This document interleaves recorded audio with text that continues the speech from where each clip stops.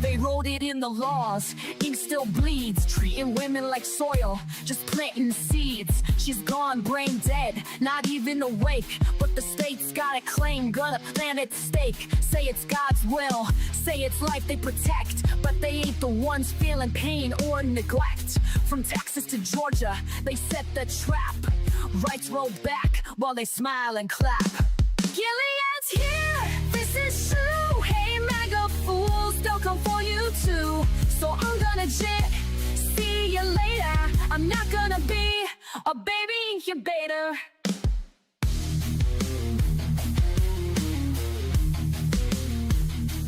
This ain't pro-life and shame. They don't care if she's gone, just playing a game. Keep her hooked to machines, cold and still, just a vessel to them, not a human with will. No consent, no voice, no chance to resist, just laws in place, written with a clenched fist. Hospitals scared, judges playing God, bodies like temples, just stay on pods. Gilead's here, this is true. Hey mega fools, they'll come for you too. So I'm gonna jet, see you later. I'm not gonna be a baby incubator. Bands in the dark, they don't care who it kills, stacking courts while they strip out all of your wills. But we'll fight back, march loud, burn bright, cause this ain't the end, it's the start of the fight. Gilead's here, ain't no grace, and those leopards are coming to eat your face. So I'm gonna jet, see you later. I'm not gonna be a baby incubator. Not gonna be a baby incubator. Not gonna be a baby incubator.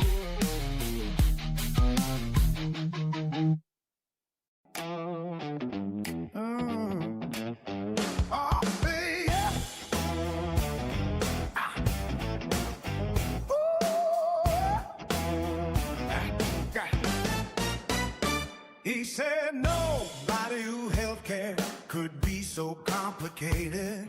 The Obamacare debate was 6 months litigated. Years of med school debt got capitalized.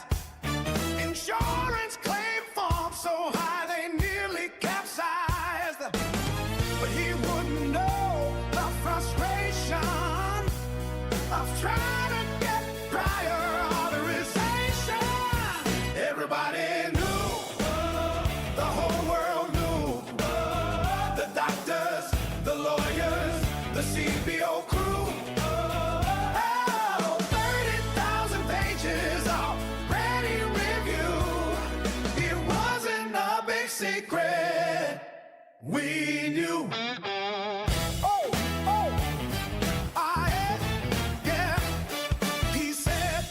Don't realize Obama deported, but the porter-in-chief is what La Raza retorted. Obama went after the violent folks and felons, drunk nabbed the dishwashers and people picking melons. But Obama's argument shows that he's not very bright. If Obama made some wrongs, two wrongs don't make a right.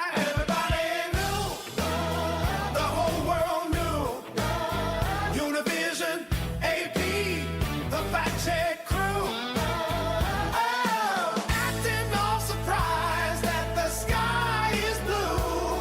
It wasn't a big secret, we knew. He asked who knew a virus could be so contagious. Virologists blinked at someone so outrageous. He was surprised at how many countries existed.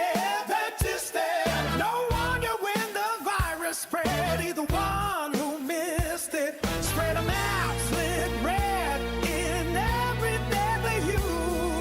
World Health Memo said we already knew. Everybody knew. Oh, the whole world knew. Oh, the lab coats, the leaders, and we were with the flu. Oh, the nations of the world, more than 192. Secret, we knew. You unveil our oxygen like contraband air. Right 60. You sat down, claiming to discover chairs. War called money was his big surprise. Iraq has oil, can you believe your eyes? He said, we are divided, a surprise to no one thinking. And he was most surprised a Republican was Lincoln. Everybody knew, the whole world knew. The Christians, the Muslims, atheists, and the Jews. Like being shot, they have animals at the zoo. It wasn't a big secret. We knew. Everybody knew. Everybody knew. Everybody knew. Everybody knew. Gather round, everyone, and I'll tell you a tale about an orange-faced buffoon who should be in a jail. When people say he's done something that goes beyond the pale, he will shake his head and give this answer without fail. A hoax, he says it's all a hoax. When at a press conference or with misspelled keystrokes, he says he tells no lies and that he never jokes. Confronting with the truth, he'll say it's all a hoax. A modern Don Quixote, he hates the windmills, claiming to protect the birds and whales he says they kill. But don't believe that story, it's really just a shill. He just did not want to see them wild golfing on Scottish hills. A hoax, he said it's all a hoax. When at a press conference or with misspelled keystrokes, changing a storm path with black marker strokes. Confronted with the truth, to say it's all a hoax. Casting mail-in ballots is something that he's done. Now he wants to ban them for each and every one. He claims it for integrity in each election, but he won't believe the results unless it's him that's won. A hoax, he says it's all a hoax. When at a press conference or with misspelled keystrokes, they'll fool you with distractions like real sugar in cokes. Confronting with the truth, you'll say it's all a hoax. He promised to release all the Epstein files that caused all the MAGA base to react with smiles. But how long has he put it off? It sure has been a while, and now he's calling this a hoax, protecting pedophiles. A hoax, he says it's all a hoax. When at a press conference or with misspelled keystrokes, he'll keep on gaslighting up until he croaks. Confronted with the truth, he'll say it's all a hoax.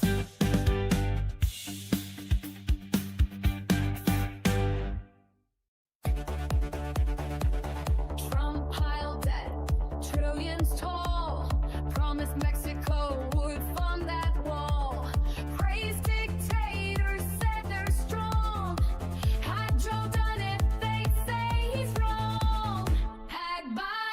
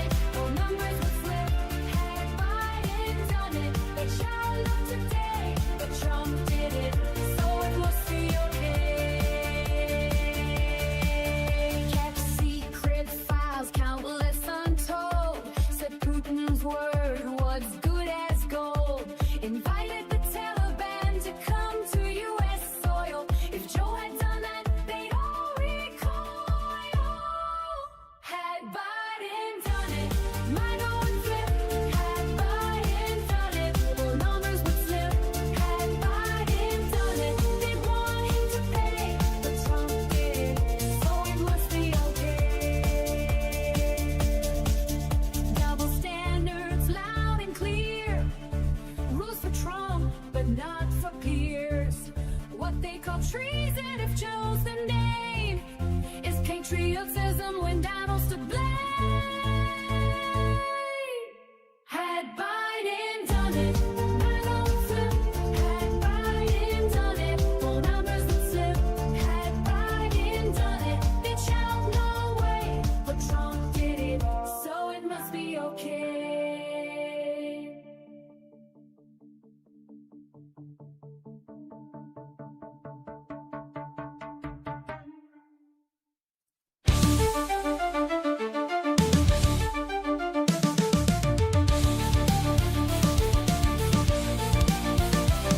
A self-proclaimed king, a groper in chief, stealing our country, a crooked orange thief. For patriots who are poorly educated, wearing red hats and also unvaccinated, liberal Dan will see us through. It's the best show that you're not listening to. So when you hear the call, animals unite, liberal Dan radio, talk from the left, that's right. A failing media that's barely treading water, they're too inept to fight this new world order. Corporate pigs are at the trough, hear the squeals. The swine won't bite the hands that feeds them meals. But liberal Dan will see us through. It's the best show that you're not listening to. So when you hear the call, animals unite, liberal Dan radio, talk comes the left, that's right.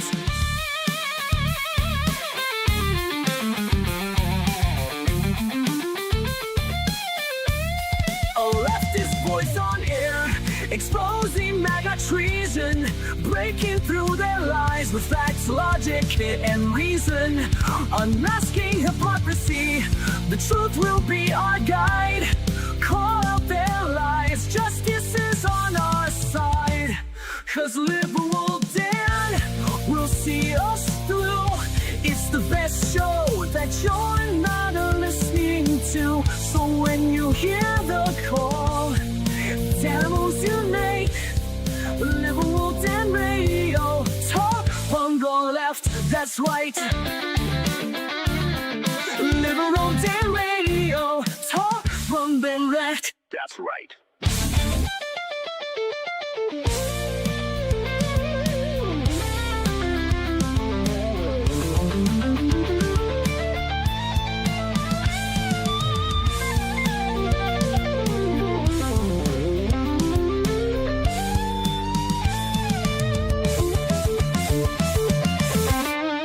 What's going on, everybody? Welcome back to Liberal Dan Radio, Talk from the Left. That's right. This is your host, Dan Zimmerman, coming to you live from New Orleans, Louisiana. Join us in the chat pit threads, either at liberaldanradio.com or twitch.liberaldanradio.com. Thank you, Orvillaby, 250 kilo ohm, and Aaron, and I think also Jen said she was hopping on over there after smashing that like button over on YouTube. We got Aaron and Jolie over on the YouTube channel. Jeff is here from just north of Uranus. Josh as well. Let's see who else. MJ Daniel, David.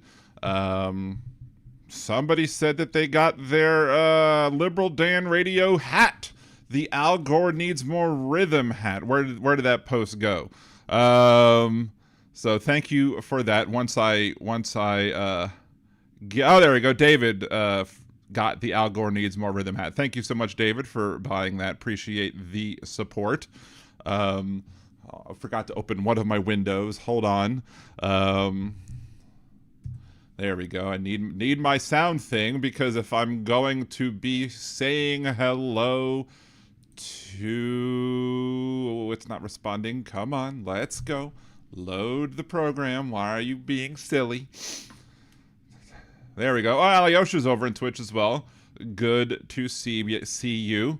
Alyosha, which propaganda? It is the propaganda of... We'll get to that into a quick second. We're going to be doing...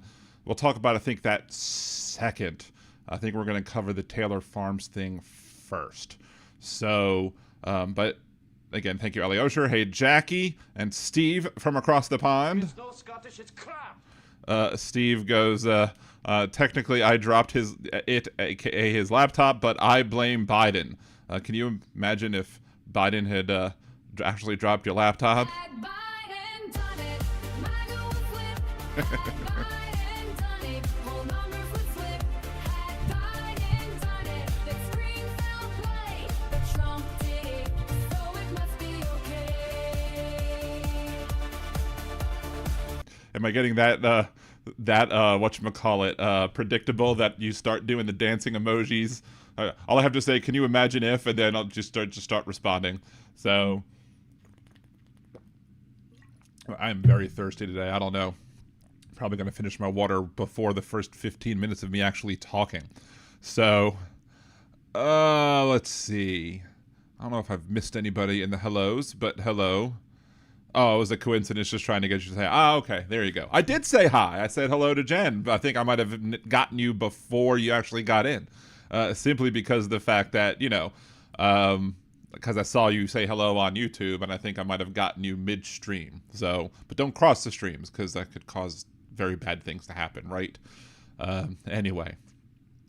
So, let's move some things around so I could still see what's going on in the chats while, let's see, nope, don't want to close that yet, but I don't want to play that yet either. Let's see, so let me go ahead and start recording this. All right, so we talked a little bit about the whole Taylor Foods issue that was going on already, and, the whole poop lettuce thing.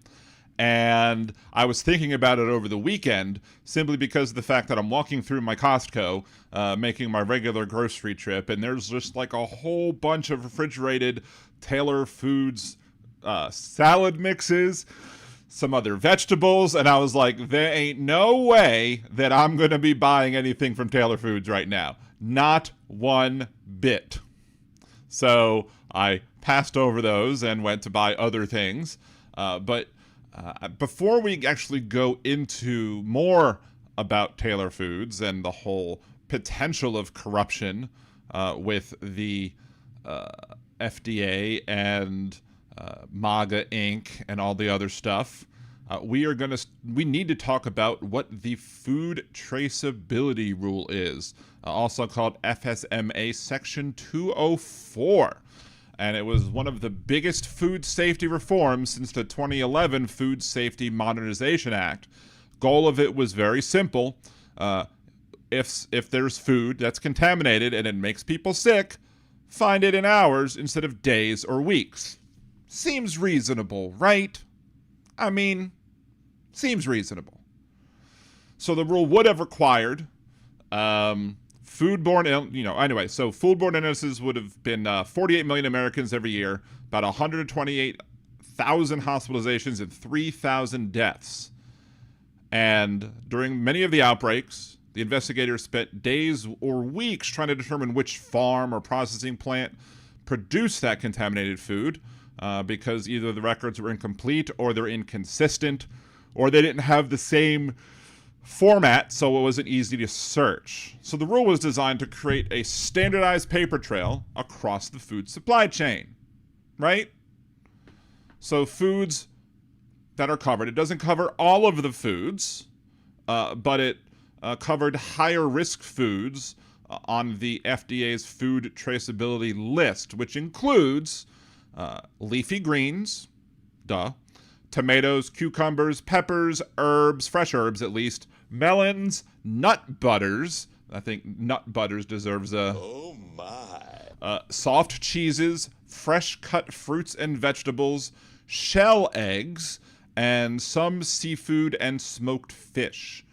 So again, iceberg lettuce is the product involved in the recent Taylor Farms investigation.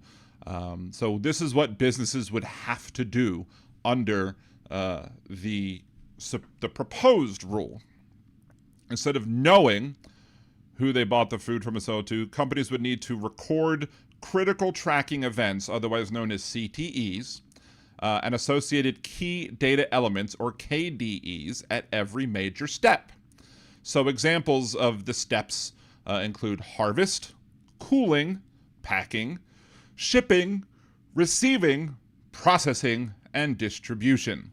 And on each step, they would have been required to record information like a traceability lot code, farm or growing location, date, quantity, product description, immediate previous source, and immediate next recipient. Seems pretty simple. Where did the food grow? On what day? How much? Where was the previous source? And what's the next recipient? So if you can trace down where in the supply chain an error might have happened. Seems reasonable, right? So during an outbreak, if the FDA ever suspected a contaminated example of lettuce, for example, without the rule, investigators would have to contact distributors. Distributors would have to search paper records. Farms would all be contacted individually. It could take days or weeks to identify the source. However, with the rule, had it not been delayed, FDA requests standardized electronic records. Companies generally must provide them within 24 hours. Investigators can then quickly identify the common lot number and remove only the affected products instead of issuing broad recalls, which is good because then that'll keep prices down because you're removing a limited amount of food instead of just a wide cross-section of the food. So it's going to help consumers. It's going to help the producers because they're not wasting food that may have been okay.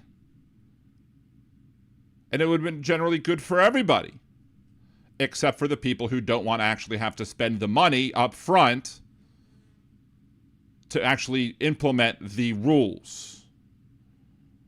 So the rule was originally scheduled to take effect on January 20th of 2026.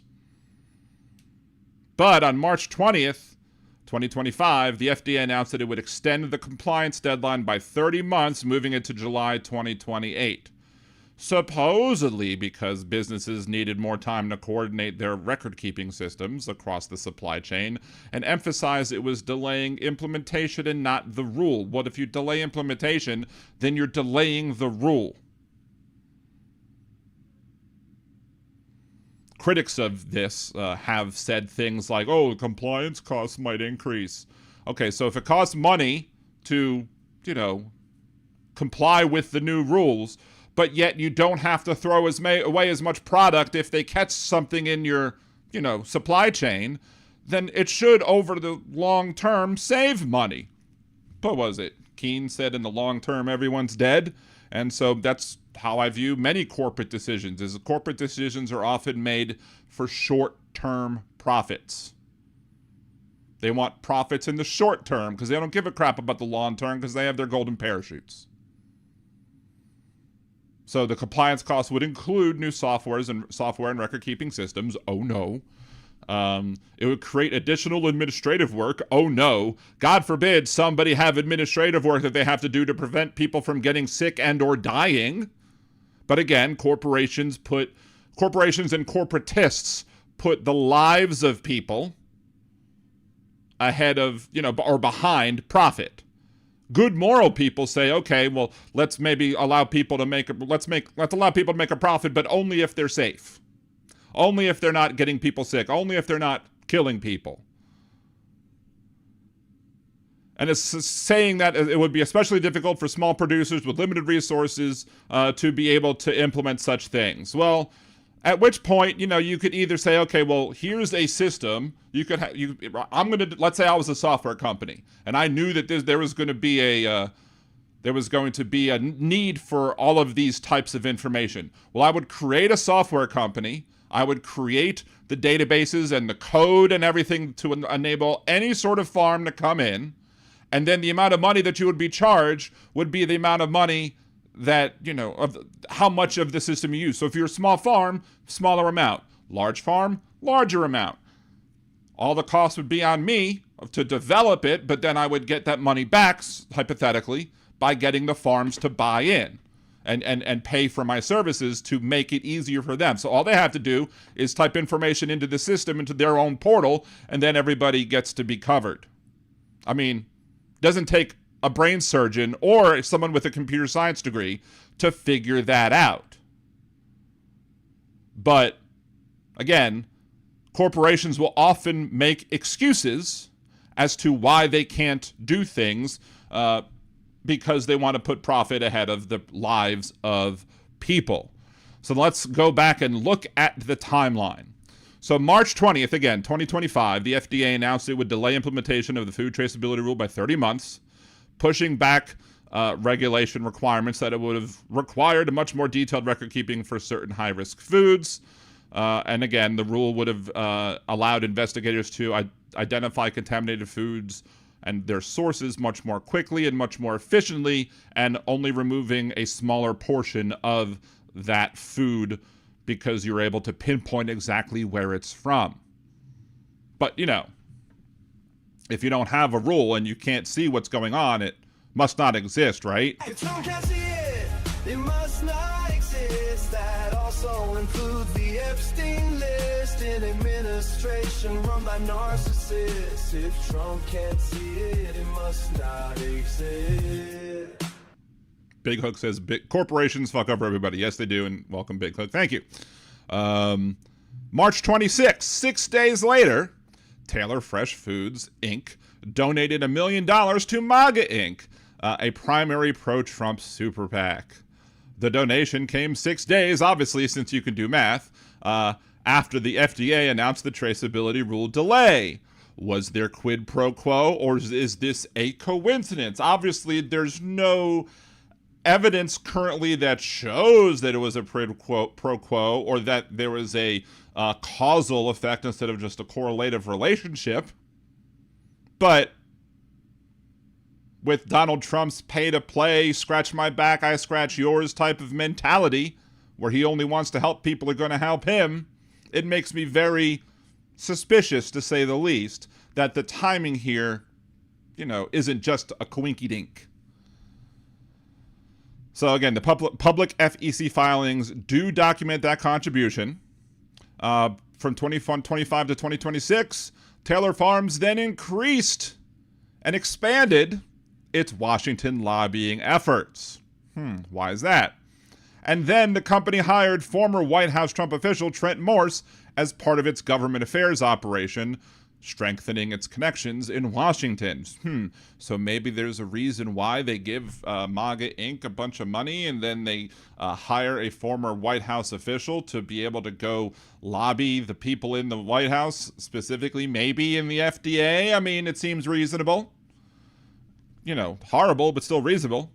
And then, of course, this month, July 2026, a multi-state Cyclospora outbreak was traced epidemiologically, easy for me to say, I have the best words, no one has better words, to iceberg lettuce supplied by Taylor Farms de Mexico. And the FDA advised consumers to not eat recalled lettuce while the investigation continued. 4 days ago, on July 16th, Taylor Farms executives met with officials from the White House and the FDA, and according to the company, the meeting focused on what it viewed to be shortcomings in the FDA and CDC outbreak investigation, and to dispute the investigators' conclusions.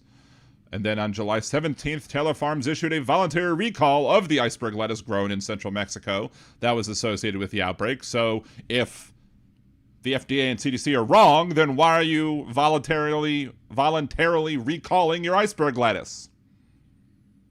And then July 19th to 20th, Taylor Farms announced the FDA had informed it that an earlier laboratory result identifying Cyclospora in one lettuce sample was actually a false positive. Who here believes that it was actually a false positive? Look at all of the ducks in a row. I don't believe that for one damn second. FBI confirmed the testing error, but of course we don't believe anything that comes out of this administration, right?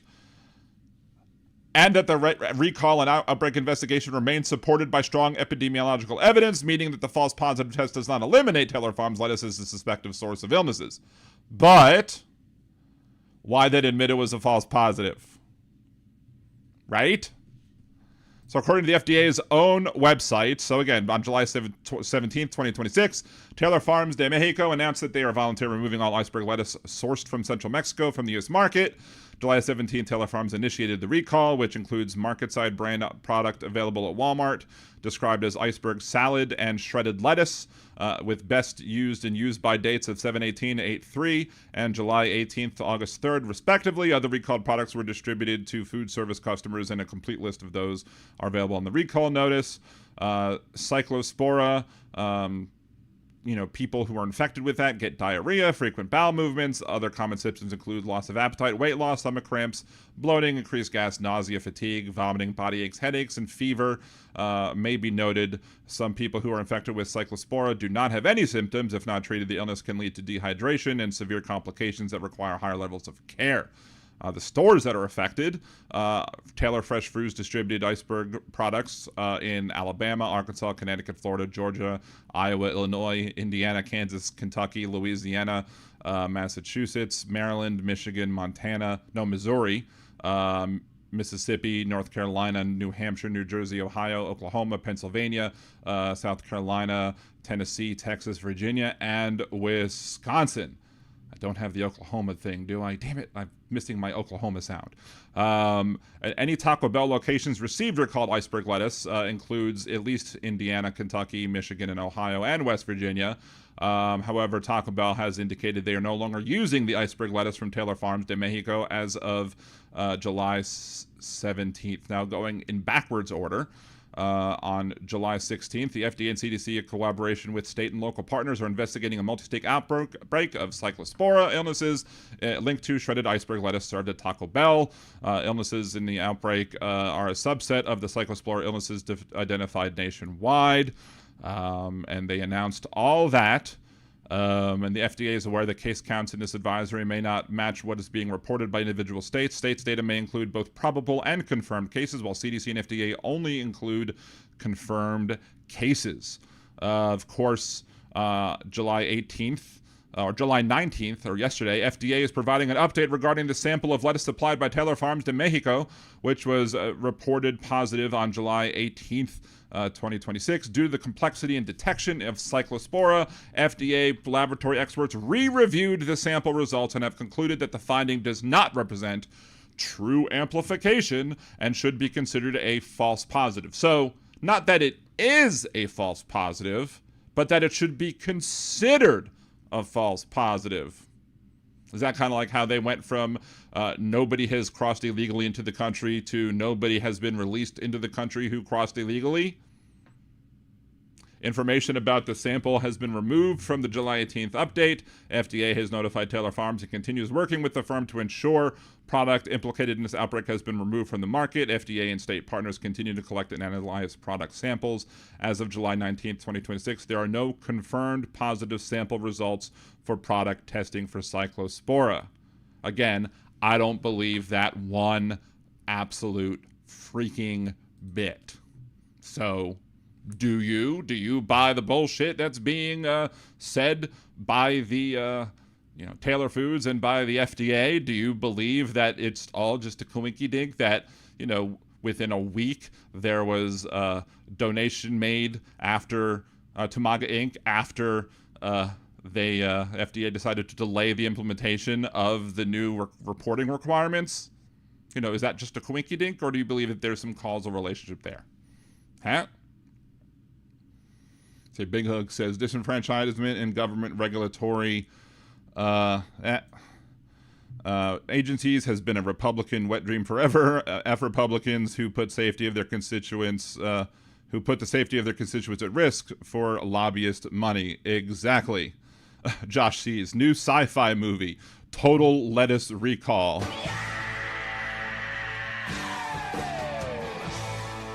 I think if Donald Trump really wanted to prove that the product was safe, that he should have a big old salad made with Taylor Farms de Mexico lettuce to see. And otherwise, because we all know what it sounds like when he shits his pants. So maybe he should do a little testing for us to let us know that in fact, there's no evidence of it, right? So Yeah, this is all ridiculous. But anyway, if you're watching after the show, just leave your comments down below. Let me know whether or not you buy what's coming from this administration, if you believe it to be true, or if you think that, there's some hinkiness going on here. And we'll stop recording that one because it's already getting too long as it was.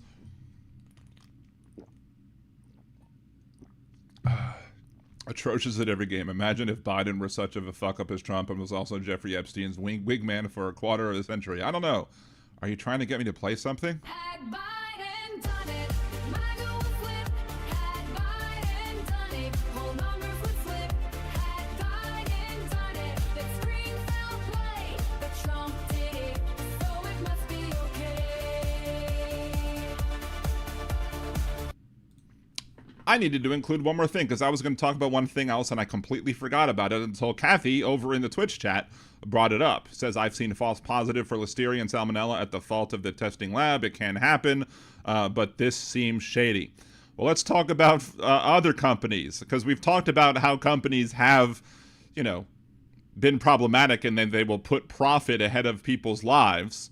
I'm not aware of anybody who's died from this current outbreak. However, Bluebell ice cream, you can go back and research this. Bluebell ice cream had a Listeria outbreak, and apparently, according to what I've seen and what I recall about the whole situation, which I covered it a good bit a while ago, they knew that there was Listeria in their particular plant. Again, this is the best of my recollection. They knew that there was Listeria there, and they still sent out products anyway. People got sick and people died. They knew about it, and they were putting profit, in my opinion, ahead of the lives of their customers. From that day on, when I found out about that, I have not eaten Bluebell ice cream since, and I have not allowed it in my house. It will not come into my house. We will never buy Bluebell ice cream. And I don't know why it is allowed to be a company that exists anymore. Because it's one thing if you have a mistake and you don't realize something is going on and then you act quickly to stop it. That's one thing. And it's another thing to, Taylor Foods here did do a voluntary recall, even though they donated a bunch of money and they tried to delay implementation. So that's a little less ethical, obviously, if you're trying to delay implementation and then all of a sudden people get sick. Maybe you shouldn't have delayed the implementation, right? But to knowingly send out food when you know that there's Listeria going on in the plant, and to still be allowed to operate as a company after people die, just shows that that's just one of many examples of corporations putting profit ahead of the lives of people. And again, why is it that death by pen or death by computer keystroke is somehow viewed as less tragic and less horrible than death by an actual physical weapon like a gun or a knife? Because people, for some reason, don't view it that way, mostly because people in the media and other people aren't framing the issue that way. If you kill somebody with your willful negligence, like if you are willingly negligent and somebody dies because of that, that should be no different than if you're pulling the trigger on a gun. But we can't lock up corporations, but we sure as hell can shut them down. And we sure as hell can punish the people who are in charge of making those decisions to make sure that they're not allowed to make such decisions ever again. But in order to do that, we need to have people in government who actually want regulations, who actually care about product safety, who actually care about, the people that they're supposed to be protecting, which is the consumers. But under the Trump administration, we have an administration who cares more about profit, be it with the EPA, be it with the FDA, be it with any other group. They're going to care more about profits of private corporations and stock value of publicly traded corporations than they're going to care about, the lives of the voters. because the people who would support Trump and MAGA, they clearly don't care. They're going to put the blame somewhere else because it's a cult and there's no way that they're going to hold Trump and his administration at fault for anything. Which is why we need to make sure that these people are removed from power. We need to vote out the Republicans in Congress, and then we need to vote in an administration that's going to set the course correctly. Otherwise, more people are going to get sick and more people are going to die. Unnecessarily, just like what happened during COVID. Because hundreds of thousands were needlessly dead because Trump wouldn't do what was needed to protect the citizens. But, you know, we were stupid enough to reelect him back in 2024. So, anyway, again, agree with me, disagree with me, leave your comments.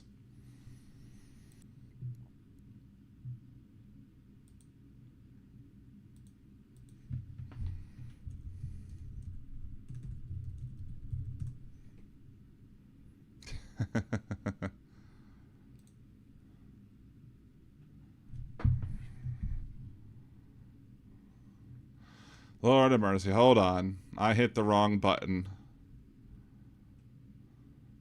Doop-a-doop-a-doo. Let me do this, because I think I'm live on Twitch right now, but not live on YouTube. Do-do-do-do-do. Come on. Let's go. We're good? Are we good now? I think we're good now. There we go. We're back. Atrocious at every game. Imagine if Biden hit the wrong button and accidentally ended the stream. Had Biden done it, MAGA would flip. Had Biden done it, whole numbers would flip. Had Biden done it, the screen fell play. But Trump did it, so it must be okay. I guess though, the other thing you could say is that, you know, if Trump can't see my show, does it exist? If Trump can't see it, it must not exist. That also includes the Epstein list in administration run by narcissists. If Trump can't see it, it must not exist. Yeah, you farmed that one above as well. Yes, exactly. Of course you did. Let's see. Let's go back to, let's see. Bluebell and peanut butter are the two big cautionary tales of regulatory, regulatory nightmares. Say Bluebell, that's criminal. I'm lactose intolerant. So good. Oat milk is delicious.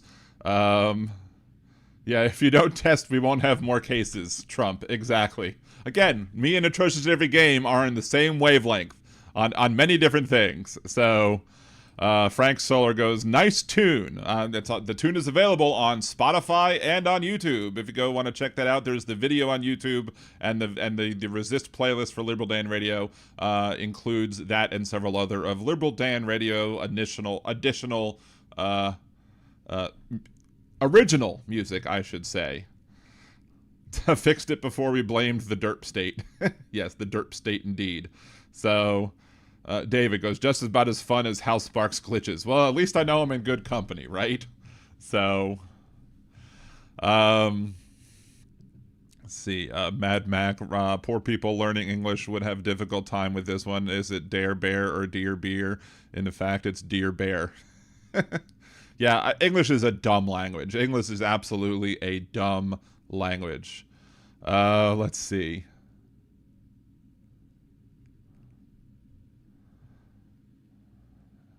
Mac, you mean Americans, Mac?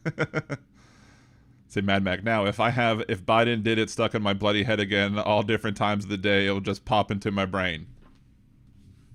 Had Biden done it? Yeah. I mean, yeah, it's often in my head. Hell, I sometimes listen to my own music in the car because it's just that catchy, right? So,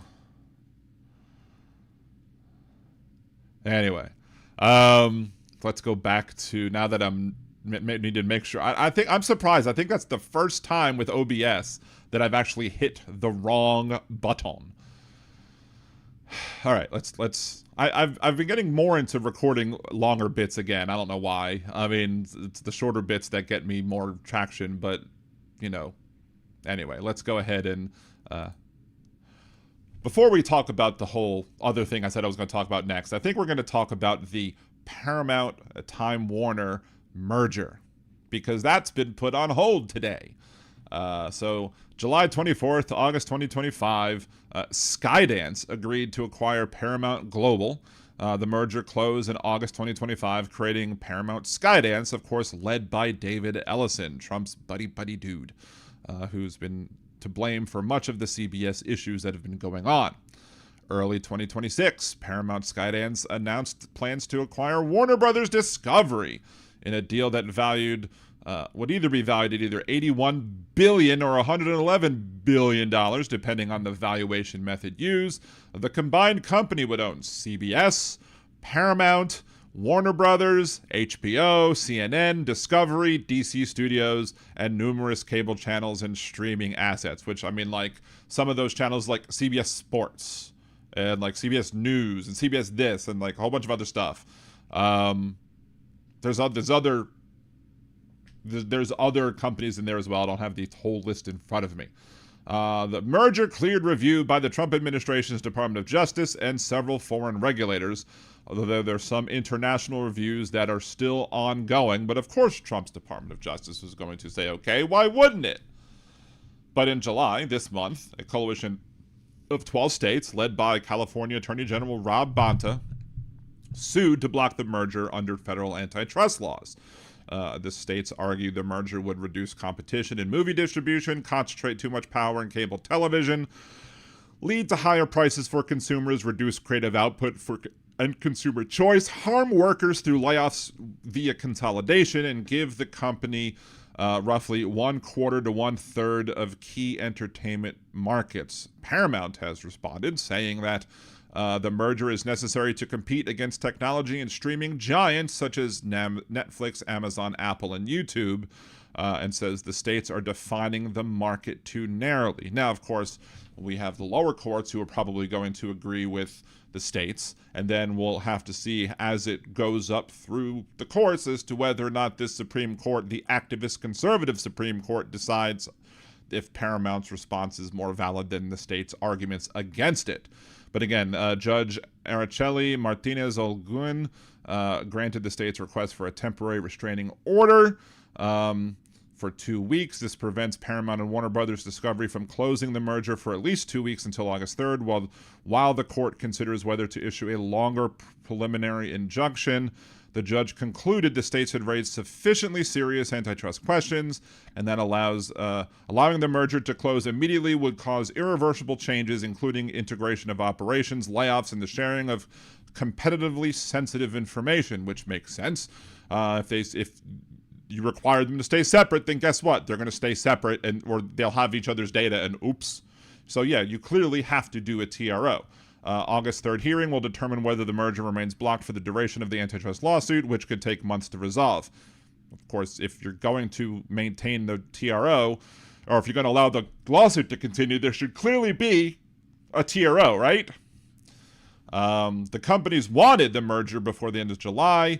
If the transaction is delayed beyond September 30th, Paramount could very well owe Warner Brothers Discovery shareholders a contractual ticking fee of $7 million per day until the deal closes, which creates significant financial pressure.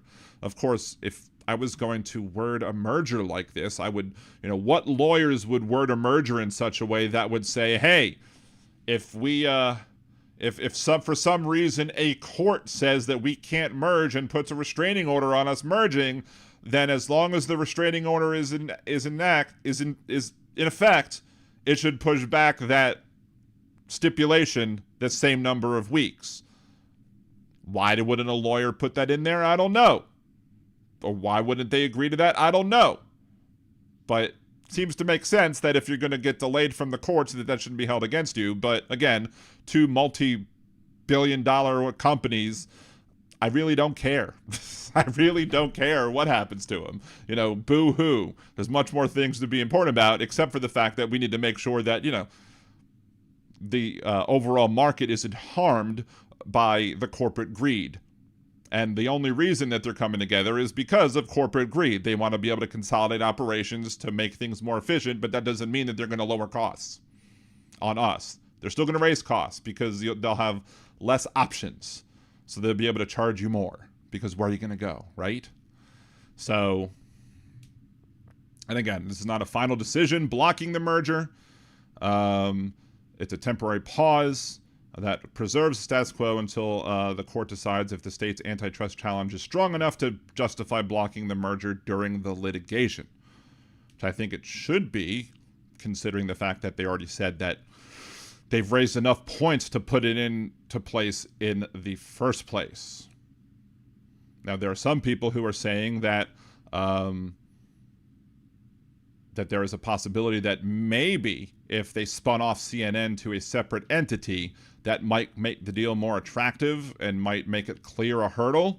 But California Attorney General Rob Bonta has said no, especially today, specifically today, said no, that would not do and prevent the harm that is going to be caused to the overall structure of what's going to happen in the deal just by letting CNN become its own thing.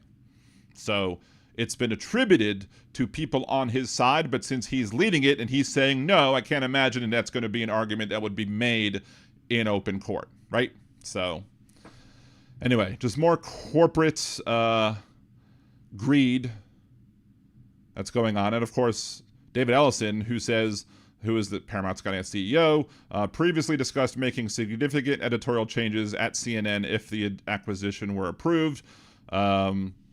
So CNN would become even more conservative under Ellison, just like CBS has been, catering and kowtowing to Trump and his desires. Doesn't seem to be something that would be good for anybody. So let's hit the right button this time. There we go. I hit the right button. Hey, Troll Slayer. Hey, James. Good to see you both. Goddess Kimchi is in the house. Good to see Goddess Kimchi. Tim, good to see you as well. Again, if I've missed anybody, thank you for stopping by. Appreciate you all for doing so. Aliosh, you did not miss the USA MAGA Cuba propaganda. Let's see. Kathy and Handmade said Peanut Butter Corp had also ignored tests showing salmonella in their product and still sent it out. It was in 2008. I mean, I'm not surprised. Let me see if I can look that up real quick. Butter or salmonella outbreak 2008. There we go. Let's see. The Salmonella typhimurium outbreak was traced to contaminated peanut butter and peanut paste manufactured by the Peanut Corporation of America, PCA. The outbreak sickened at least 714 people, caused 9 deaths across 46 states, and triggered one of the largest food recalls in U.S. history. Illnesses began September 2008 and continued March 2009. CDC revealed that PCA's processing facilities in Blakely, Georgia, and Plainview, Texas were the sources of the contamination. Outbreak strain was found not only in commercial peanut butter brands, but in thousands of products that use PCA's peanut paste as an ingredient.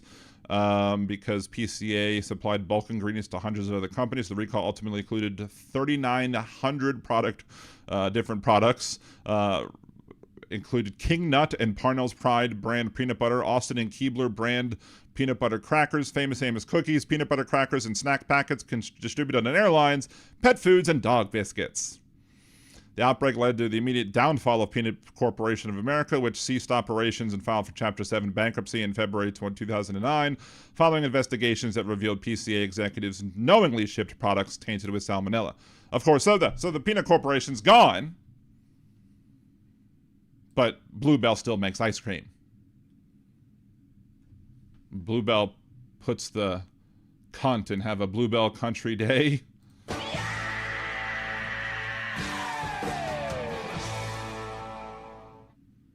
Let's say, Frank, which picture will be worth more, the Spain team alone or the one with the asshat in it? I don't know. I think a comparison of the two. There's another picture. What was it? There was one where somebody noted that the head of FIFA was explaining to Trump why he had no business being there or something like that, or explaining to Trump that he's not part of the Spanish team, which is hilarious because he wanted to punish Spain and now he wants to celebrate with them. Yeah, fuck that. let's see. Good to see you, Susie. Thank you for joining.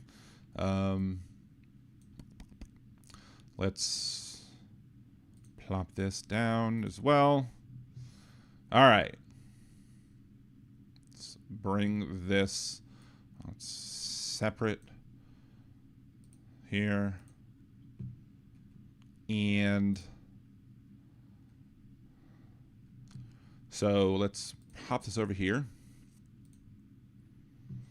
So, state.gov, Cuba, the capital of 21st century communism. Communism,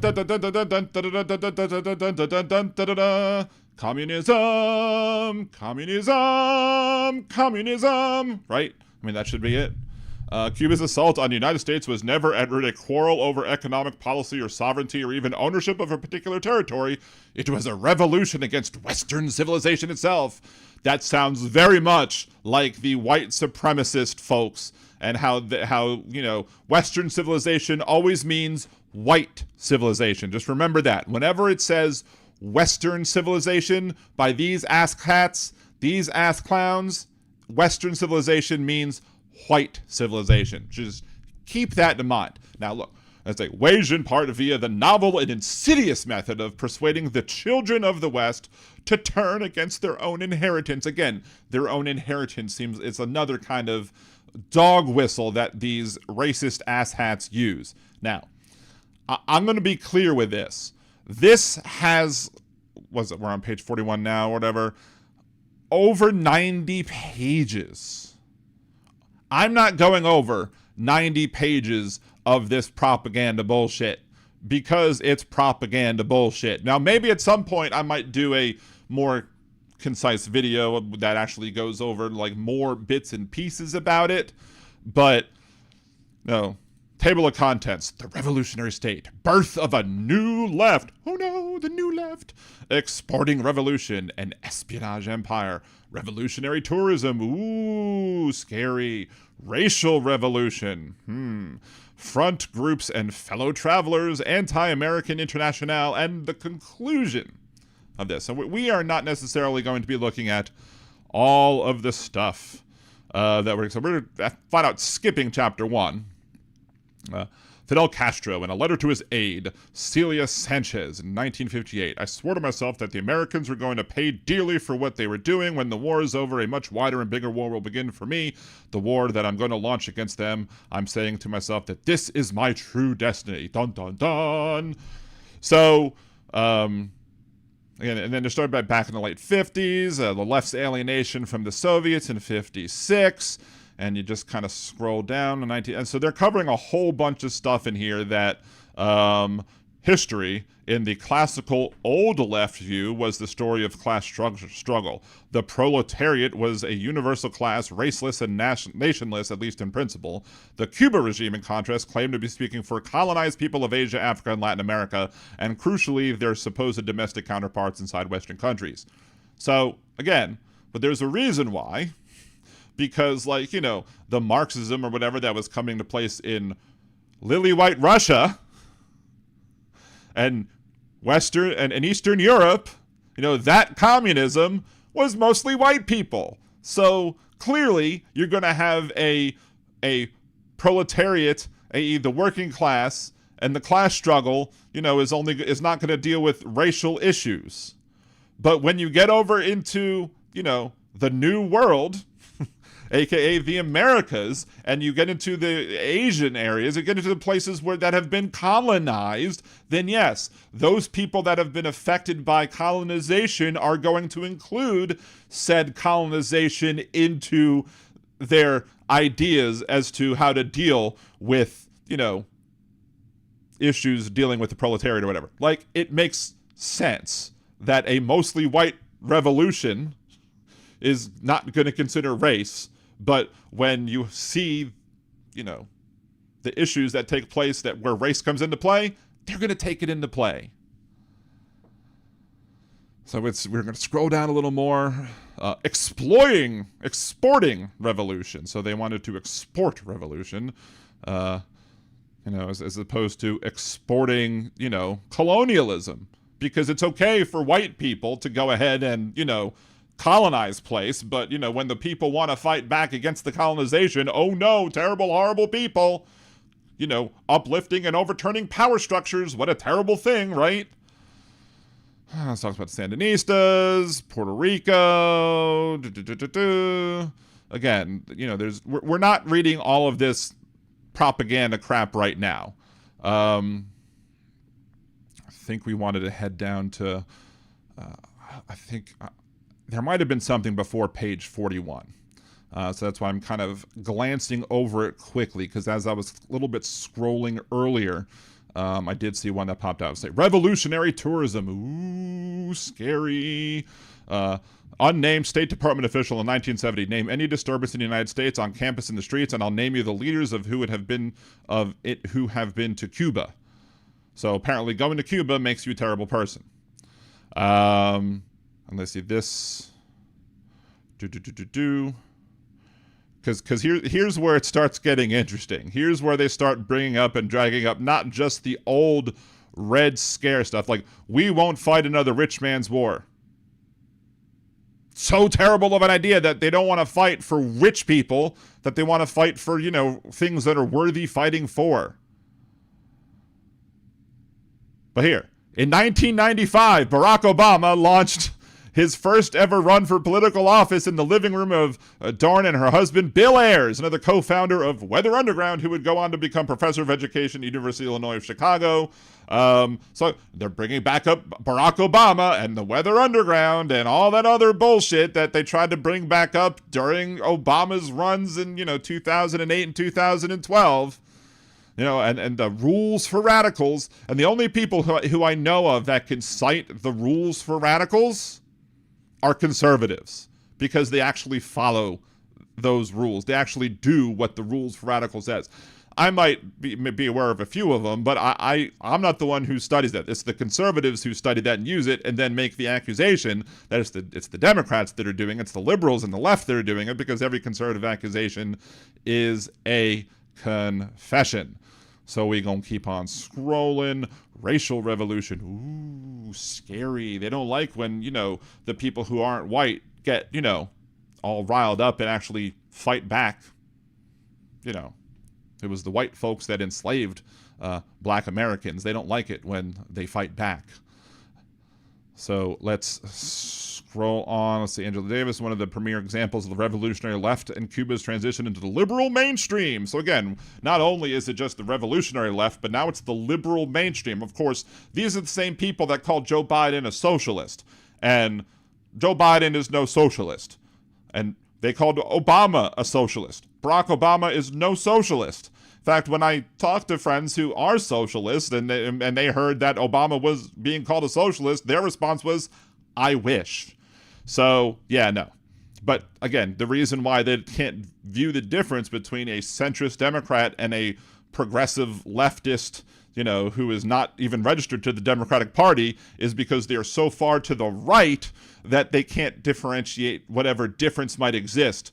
Just like, again, they're standing on Uranus and trying to determine the difference between New York and San Francisco. It's a long distance apart on Earth, but from where they would be standing on Uranus, it doesn't seem that comprehensible as well, right?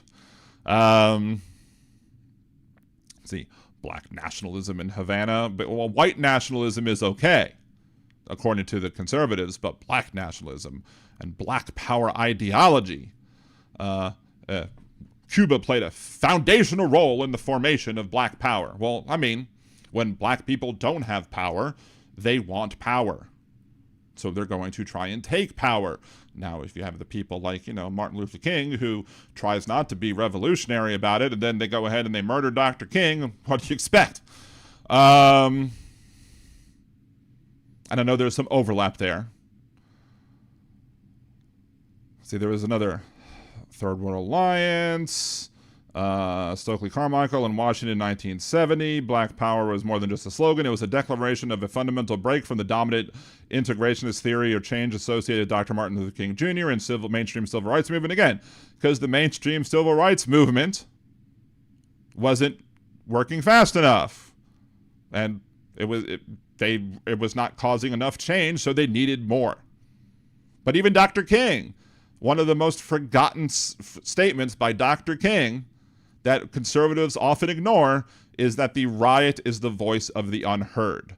So Dr. King said, look, if you're not going to listen to us, people are going to riot. And you can't blame them because you're not listening to them when they're doing things the right way. And to me, there is no right way to necessarily to fight back against things like that. So, and sure, you don't go to violence initially, but if non-violence doesn't work, what's going to happen? What was it? Pip Nane slipped back in the Boondocks when it was like, have you tried slapping a bitch? How has not slapping a bitch worked for you? Like, similar concept. Maybe not as misogynistic, but, hey, still, point applies. They've tried not rioting. How did not rioting work? So they riot. Of course, in cases of the summer of, as they always call it, the summer of love, and they start talking about how, they burned down police stations. It was a Boogaloo Boy or whatever, Proud Boy or whatever. Member of those white supremacist white ring groups who came in and burned down the police station because they wanted to have it blamed on Black Lives Matter when it wasn't. So again, every Republican accusation, every conservative accusation is a confession. And here we go. BLM, the new front. It's one of the things I wanted to bring up here as I was doing my scrolling. Nowhere has Cuba's Shakur strategy been more pronounced than the modern Black Lives Matter movement. Shakur's death in 2025 was met with effusive eulogies across activist networks. Black Lives Matter, at school, hailed Shakur as the blueprint of what the power of a black woman looks like and celebrated that she was able to die a free woman in Havana. The National Conference of Black Lawyers issued a statement saying it had provided lifetime legal support for Sister Assista over 52 years and praising Cuba's defiance toward U.S. efforts to return her. The Black Alliance for Peace called Shakur's legacy a blueprint for international solidarity. Black Lives Matter Grassroots published a statement honoring Mama Asada, our beloved comrade, mother, warrior, truest revolutionary, and lover of the people, and claiming the U.S. government cornered her, framed her, caged her, and made her a fugitive, and then named her a terrorist. Well, isn't that typically what Americans do? The American government does to people who are trying to fight back against white supremacy. They just label them a terrorist, right? Right? I mean, currently we have Donald Trump, who is a literal terrorist, who's, bombing bridges and stuff, threatening to make Iran unlivable. That's actual terrorism. But if you dare push back against white supremacy, you're going to be labeled a terrorist. And I'm sure there's going to be people coming to the comment section that are all going to be like, well, what about, but this person did this person did this. Again, you want people who are fighting back against discrimination, who are fighting back against oppression, you want them to be peaceful. But if you don't listen to their words when given peacefully, and you still oppress them and still marginalize them, they are going to elevate and escalate to be less and less and less peaceful. Just make that clear. If you insist on keeping in place power structures that harm marginalized and oppressed people, those marginalized and oppressed people are eventually going to rise up. And some of them will do so will be rising up more violently than others. And the reason they're doing so, they're not to blame for it. It's the people who are supporting the white supremacy and the marginalization and the oppression of those cultures who are to blame for keeping them marginalized and oppressed. Make sense? I mean, it probably doesn't to any MAGA person who's watching this. Any MAGA person watching this is going to be like, that sounds like communism to me. Well, because everything's communism. Everything's the Red Scare. But if everything's communism, then nothing is communism. See, in a particular twist of irony, amid massive anti-government demonstrations on the island in 2021, among the largest ever seen in history, the Cuban communist regime, BLM leaders firmly sided with the Cuban government over the protesters in the streets, even as George Floyd protests, Minneapolis Police 3rd Precinct, May 28th, 2020. Again, the police station was actually set on fire by a conservative. So they won't bring that up in this report, I guarantee you. They're absolutely not going to bring that up. Let's see. 250 kilometer banned Star Trek Next Generation scene said terrorist actions are historically effective. Yeah, they brought up a future Irish revolt that took place or something. I think that scene was left out, at least in what was aired over across the pond. So they did that because they were afraid that the people who are in the British government might get mad that they bring up that Ireland successfully revolted against, Britain. In the future of the sci-fi fake future of Star Trek. That would make them mad. Oh no. Tim Farrell, let's face it, Cuba only works as Canada's 11th province. Hilarious. No, Canada's 11th province is the United States. And there's a t-shirt for that on the Liberal Dan Radio store at store.liberaldanradio.com. Anyway, someone has bought that one too, at least one of them. Scroll down some more. Front groups and fellow travelers. Oh no. While ordinary Cubans suffer the full brunt of their nation's failed state, frequently facing severe shortages for most essential necessities. I mean, didn't Trump's actions in Venezuela then cause there to be shortages going on in Cuba? I mean, isn't the Trump administration to blame for what's going on right now? At least somewhat. Because they don't care about the actual results of what's going on. What their actions actually cause. They don't care about that at all. Let's see. Let's scroll on down, because again, this most of this stuff is just propagandist bullshit that we're not going to. We are not going. Let's see. IFCO, Pastors for Peace, the Interreligious Foundation for Community Organization, founded by United Presbyterian Church in '67, is a veteran organization in the ICAP and NOC nexus, created as an ecumenical organization for the hard left wing of American religious life. It was embroiled in controversy over its funding of community groups involved in militant and protest activities. Let's see. Oh, that's another thing. It's not linked to in its own. And of course, it scrolled back to the top. Of course, why would it? So we already covered racial revolution. So let's keep on scrolling. Keep scrolling.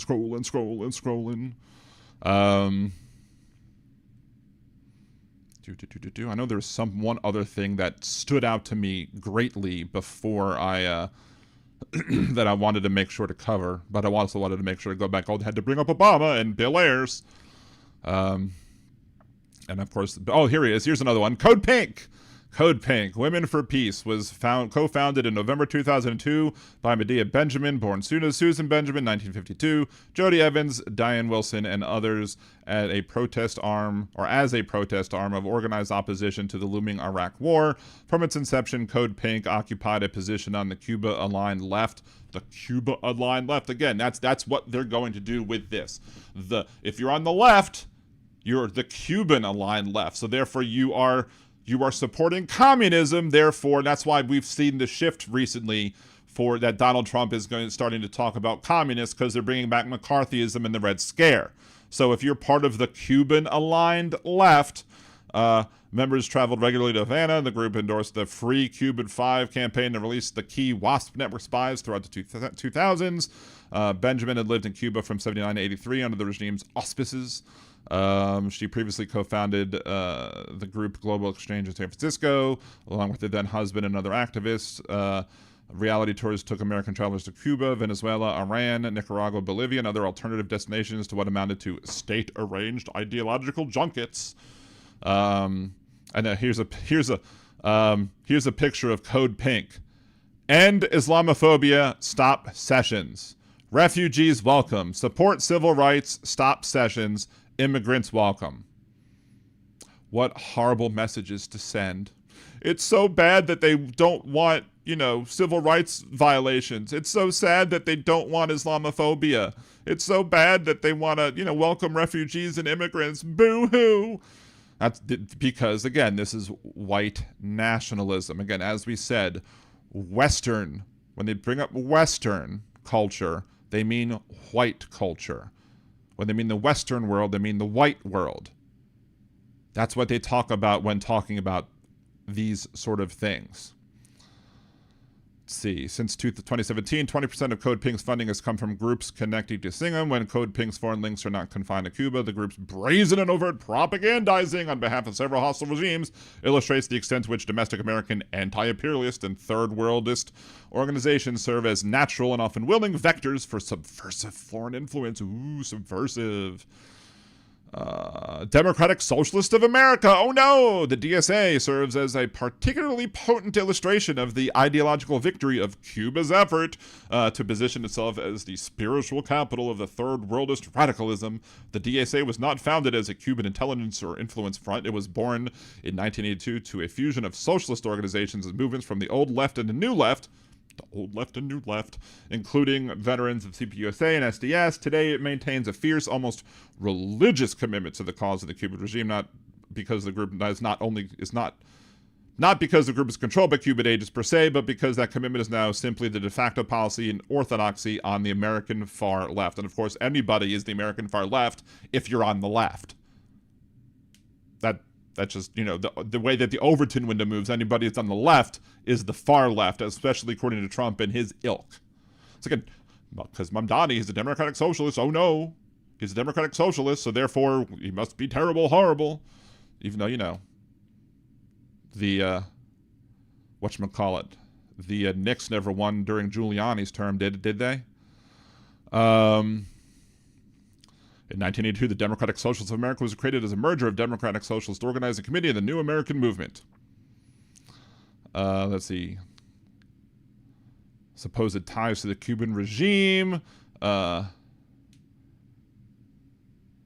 blah, blah. The Nuestra America convoy brings aid, but it also carries a message. The United States does not get to decide the future of the Caribbean or any other nation, and the Cuban people will not face the siege alone. I mean, didn't the people who elected Trump, didn't the MAGA folks say that they wanted less foreign interference, that they didn't want us interfering in, what other countries were doing? It's one of the reasons why Marjorie Taylor Greene stepped back and has now since disavowed Trump, because she's magically seen the light, at least in some part, about Donald Trump and how shitty he is. Because, he's a big, fat, giant liar. I'm not saying fat because of obesity, but just a big, fat liar. I mean, I live in the glass house. I guess I could throw a stone or whatever. I've walked in the shoes, right? But still, we don't fat shame here. But big, fat liars, not necessarily, skinny people can be big, fat liars. Anyway. Anti-American International. Blah, blah, blah. And Russia and China. Of course, Russia, China, Romania, they can have all the democracy they want. Anyway. But yeah, Russia wanted Trump to be president, so I don't know why they're bashing Russia. Of course, Iran, they got to bring Iran into it to justify his current actions. Let's scroll on through. Conclusion. Castro kept his promise. Other hostile regimes have stolen American secrets, financed terrorism, armed proxies, spread propaganda. Like we've never got stolen other people's secrets, financed terrorist actions on behalf of ours, armed proxies for us, and spread propaganda. This in and of itself is propaganda. And of course, one of the things that, they hate, they want to pander to, I guess, the Cubans who are Cuban Americans, because the Cubans who are Cuban Americans tend to be more conservative. They're the more conservative wing of the Hispanic folks. Of course, that also reveals more hypocrisy, because if a Mexican or anybody else crosses the border between Mexico and America, guess what happens? They want to deport him, they want to detain him immediately, but they're not going to cry anything about a Cuban who steps foot on Florida soil. They'll say, okay, you can claim asylum. At least for now. Once they stop being useful, they'll turn on you too, Cuban Americans, just to let you know. They will turn their back on you as quickly as they turn their back on anybody else. Let's just see how many times. Again, Western civilization itself, talking about, that's code for white. their supposed domestic, let's see, historically the classical old left view was story of class struggles, again, supposed domestic counterparts inside Western countries, again, read white countries. The Third World united by a single struggle for liberation. That struggle extended to the imperial metropolises themselves, to the racially oppressed peoples living within Western powers. Again, Western powers means white powers. The radical rejection of Western culture, aka the rejection of white supremacy. Over the next 2 decades, violent guerrilla surges sweep across the Western Hemisphere. I mean, that probably, those two examples, or Western Hemisphere, is probably not code words for anything else. But you know, when they're talking about like Western colonial governments in Africa, when they're talking about Western countries, when they're talking about Western regimes, you know, that's all about the West. It's all about the white folks. Just to be clear. That is their dog whistle. That is what they say, what they do, in order to make sure to, you know, make themselves not look as racist as they really are. Let's see. Joseph, any of those that can make you believe absurdities can make you commit atrocities. See, kimchi, I miss steak, but a lot of us here have it much worse than that. Well, if you don't have any, it's definitely a missed steak.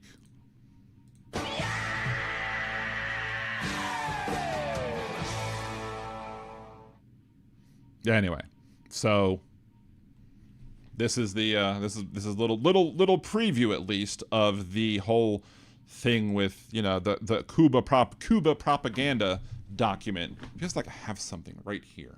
Let me clean this off real quick, because like there's something just like I can see something right down here, and I don't know what it is, and it's just driving me crazy because I can just barely see it.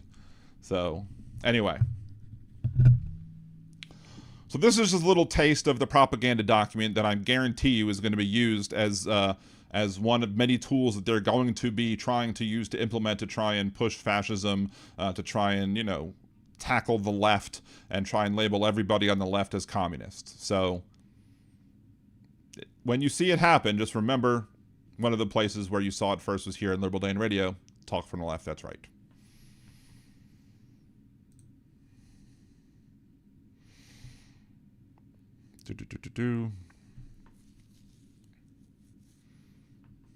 Portland, just simply fuck Trump. I don't wanna fuck him. Not my type.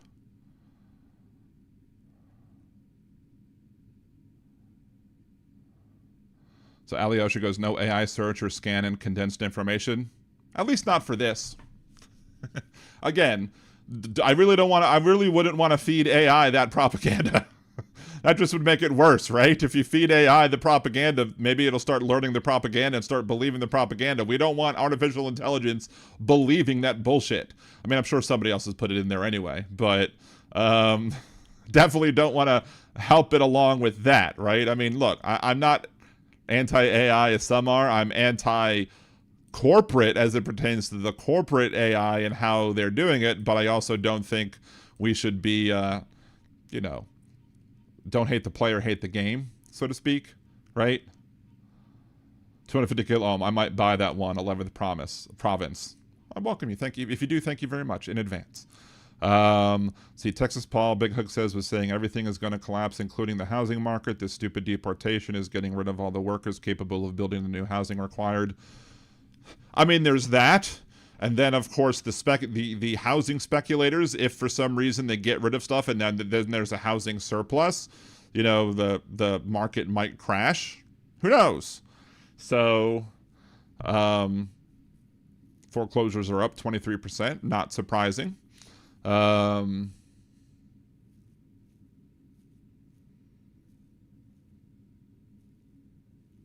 Say Richard Lucy, I'm home. Let's see.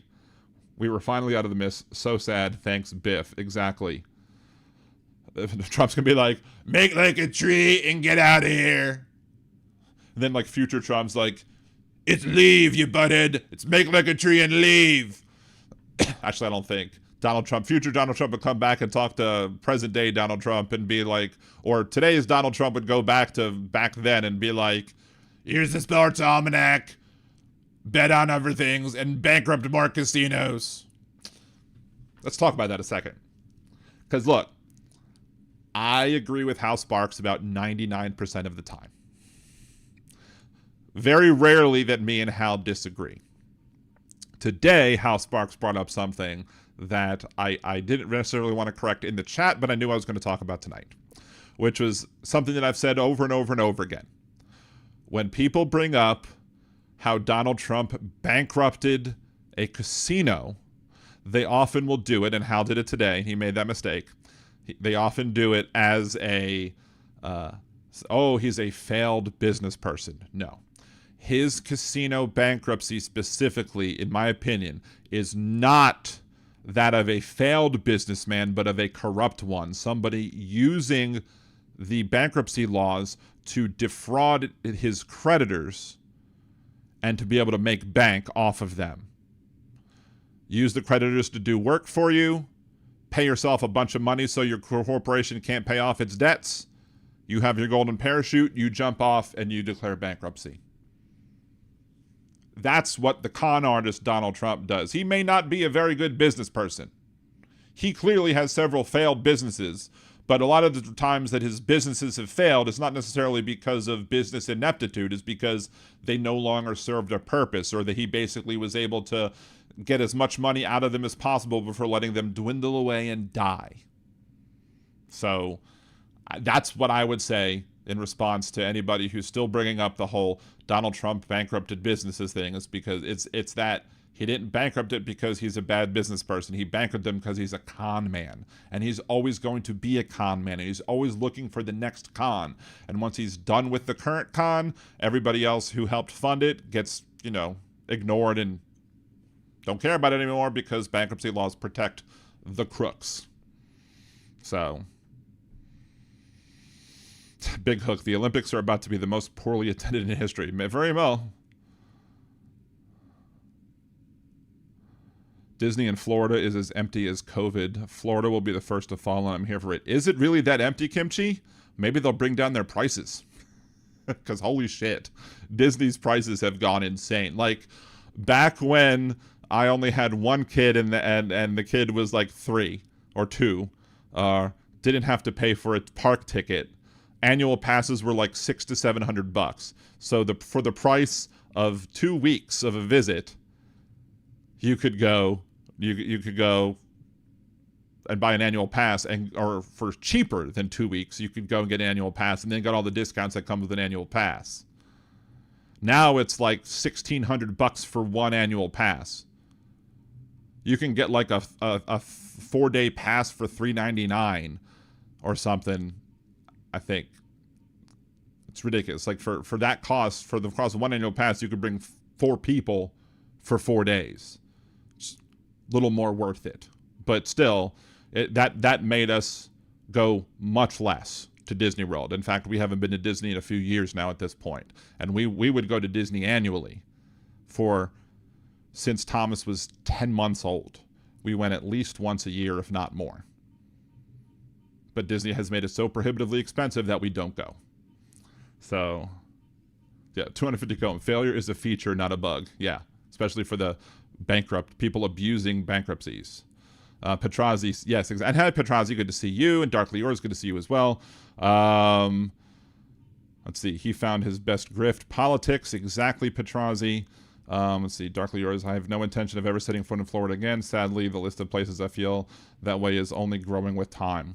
And look, I might be like, there are some areas that may be more progressive than others, and maybe I consider that. Like, for example, I wouldn't necessarily, like Louisiana absolutely sucks, especially under Trump wannabe Landry and AG Murrell.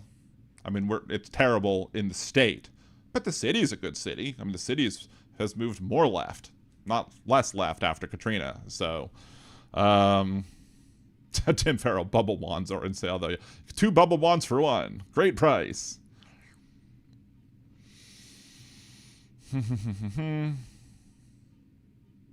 Yes. Yeah, Yusuf Islam is the name for Cat Stevens, whose name was originally Stephen Katz, I believe. I'm sure wood stoves and pellet stoves will have a big price increase in the colder states. Probably. Doop-a-doop-a-doo. Just kind of scroll on there. All right, so we covered the Cuba report. Covered all that. It's 9:17. Let us put this back up here because we're going to do something a little bit differently than we normally do it. We're going to do something a little bit differently. And this is, under the not coming to terms with activism. This is going to be one of the things that we've done in our unraveling toxic masculinity. But this is a different look at it because this isn't just... We're going to be looking at a little bit of a video, and we might go over bits and pieces of it over a couple of times because this video that I'm responding to is like an hour and a half long, and we're not responding to an hour and a half long video today. We're not doing that. But I do think it's important to unravel toxic masculinity. And this guy is somebody who's surrounding himself with 20 manosphere people, creators, etc. And this is claim number 1. The manosphere is a billion-dollar business that profits off keeping men angry and insecure. We don't even have to look at that because I've made that exact point on my show. I've made that exact point when going into whatchamacallit. Doesn't matter. I absolutely have made that point here on Liberal Dan Radio, Talk from the Left, That's Right, that the manosphere exist just to make men angry and to keep them angry and to keep them, doing things that are probably against their best interests, to keep them lonely, to keep themselves lonely, to not better themselves as it pertains to how they have relationships with women, if they're heterosexual. And I think a lot of the people in the manosphere tend to be. There may be folks who are LGBTQA folks who are aligning themselves for some silly reason with the manosphere. Doesn't make sense to me, but there are a lot of people who go against their best interests. But the one I wanted to talk about today was this one, because we've talked about this as well. And we may listen to some of the stuff he says, but I'm more listening here to, we're going to respond more to what the other people say about this claim that, according to him, that a woman's body count shouldn't matter. And I won't even say a women's body count. Nobody's body count should matter. Period. Well, I get it if you're a religious person. If you're really a religious person and you believe that virgins should marry each other and people should be pure at marriage or whatever, and you actually want to find somebody who's like that, I'm not going to begrudge you. If that's your choice, do it your choice. Just don't do it in a way that's ugly and considers people, to be lesser because they somehow, they decided to, at some point in their life, have more sex than you might be comfortable with. But then don't date them. But don't be a shitty person either. But also don't claim that people are somehow lesser because of their body count. And just a little plug here, guys. On Wednesday's show, on the Liberal Dan After Dark show, we are going to be doing a conversation about consent specifically. It may be the first thing that I record from After Dark, but I'm not going to be recording your faces. But if you want to participate in the conversation as we're going through it, I may very well get your feedback on it. We may have the discussion, but the video is going to be myself and just the background and not anybody else. So just to let you know that. Anyway, so let's go ahead and see what him and these other manosphere types say about body count and it not mattering. And I watched a little bit of this, and there's a little bit of a funny here. So let's just go ahead and watch. All right, so the way it works is that they give you a countdown, and then the first person of the chair wins, which doesn't seem to be very efficient, but you have the woman winning. Let's continue. Hello. Hi. Nice to meet you. Nice to meet you. Okay, so personally, I do feel like a woman's body count does matter. And here's the ultimate hypocrisy.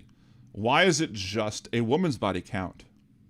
Why isn't it everybody's body count? If you care about body count, or you think body count matters, then why is it only the woman's body count that matters? Because body count and virginity is a construct made up by patriarchal folks in a patriarchal society to have control over women while allowing men to do whatever it is they want to fucking do. That's the overall view. And now you have somebody who is a woman who is helping to be an apologist for her own oppression and marginalization and the patriarchy's devaluation of her, or if she decided to have more partners than what the manosphere determines is good. Why is that? Because it's her value. I feel like it's her value. So she's now buying into it, hook, line, and sinker, that a woman's value is only based off of her body and her body count and how many people she's fucked, and not the other things that are vastly more important, like her intelligence, her caring, her empathy. Let's continue. if something's used, there's no value to it. If something is used, there's no value to it. I absolutely disagree. These people love to use cars as analogies. We'll see if they use one later. I don't know. They love to use cars as analogies, but there are plenty of used cars that have lots of miles on it that are still considered to be classic cars, antiques, and very valuable. I don't like comparing people, women, to vehicles, so to speak.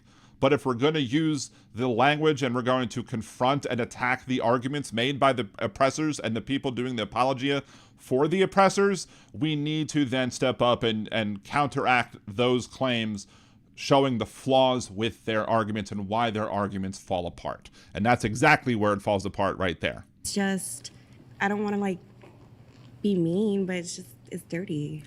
Let's see, is this, Jeff Big Hook, is this Jubilee thing? Be careful, they love to copyright strike people who use their material. Well, we'll make sure to only do a few minutes of it, or a few minutes at a time. So we started at 25 or something, so we'll only go until about 30 minutes, and then or 37 just to be safe, and we'll go from there. And I will claim fair use. If they try and make a copyright strike against me, I will claim fair use because I am giving criticism of what's being said here, and fair use under copyright law is covered. So we will do that. Maybe I'll have to put a little fair use warning on here that this is fair use. Or maybe I need to flip it around backwards to sneak around it or whatever. So Kim Shi goes, by that logic, the more children you have, the less respect you get because the head is way bigger than any man. Well, that's the thing, is that no, because at that point, their ideal is that you're a virgin when they marry the woman. And as such, at that point, she's only been with him, and that's the value. Not necessarily what she has produced, but who has been inside her, so to speak. Do you believe that women have value outside of their body and their sexuality?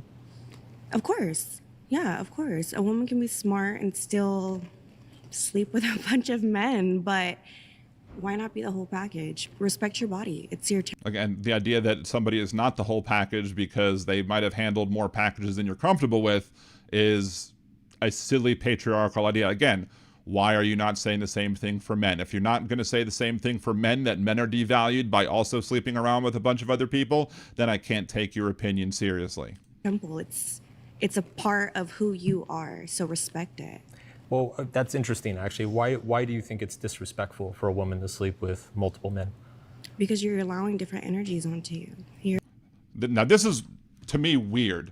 Different energies onto you. Like, I mean, usually the people who are thinking that sort of way tend to be more free with their love. At least that's my opinion would be. If you're talking about the energies that they're putting into the world and the energies that are being allowed to be on you, near you, in you, whatever, typically those people tend to be more progressive thinkers. And this is clearly not an example of a progressive thinker because, again, she's supporting her own patriarchal. 250 kilo, that's an awful analogy. Body count sounds like they are spreading STD. I mean, just because you have a high amount of sex partners doesn't mean you necessarily have STD if you're careful and you use protection. So we can talk about more about that on Liberal Dan After Dark, when we can talk about numbers. Kimchi, yeah, don't support my pagan concepts to support your bigotry. Exactly, Kimchi. What if they're in committed, loving relationships? What if it's been like a long series of 2-3 year relationships over 10, 15 years. Well, then you wouldn't be dating a bunch of people. You wouldn't be I mean, 2 or 3 people over 15 years, that would be about 5 to 7 people over the course of those years. sleeping with a bunch of people if you're committed. So But you would have a high body count, right? to me, I feel like a high body count is realistically maybe over 4 or 5. Over 4 or 5. That's absurd. That is absurd for over 5. Now, look, the whole idea of body counts is absurd. But if under his premise of 12 to 15 years sleeping with somebody every 2 to 3 years, that's like 7.5, or that's at least 5, if not 7 or 8 people that you've slept with over the course of that time in committed monogamous relationships.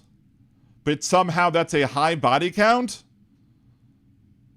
There are people who may have slept with that many people in a day. But over 15 years, 5 is high? Jesus. So when I think high body count, I'm thinking you're sleeping around, you're having one night stands. But his analogy didn't say one night stands. His analogy said, 3 to 5 years. His example was 3 to 5 years relationships for over 12 to 15 years or whatever.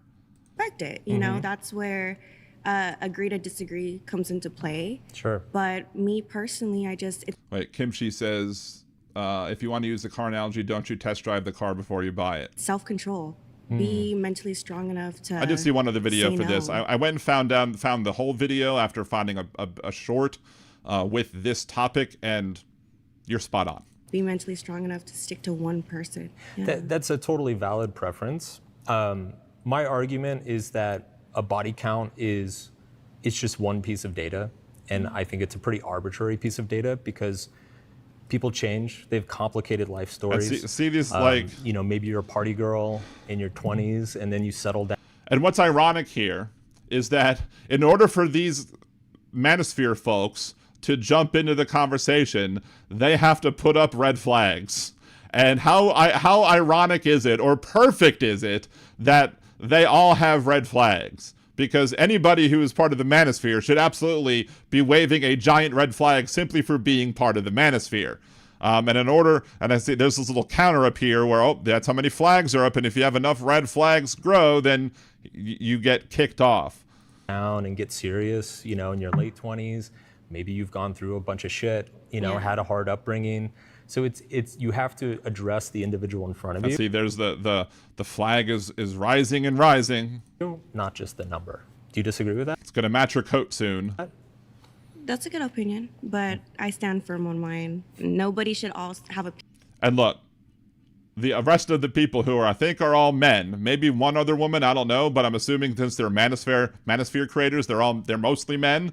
All the men are like, let's not let this woman talk for us. We need to silence this woman and not let her speak. Which, if that isn't just a reason for why they should all have red flags, and if that isn't just akin to what the manosphere believe, well, what is? piece of you. I wouldn't want somebody to hear, yeah, I had your girl. Yeah, I got, We got to pause there. I wouldn't want to hear, yeah, I had to go. Who cares? If you happen to date somebody, like, I know several of my wife's exes or whatever, not a huge deal. Like, oh well, they are an ex. There's a reason why they're an ex, and I'm not. Why would I be worried about it?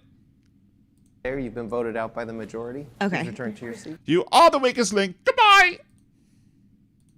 Thank you. Look at that dude. I mean,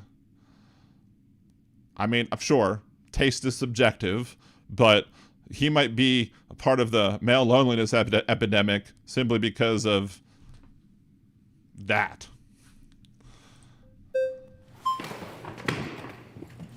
And bam, they're slow, because he's right behind, and he ran all the way across to get there.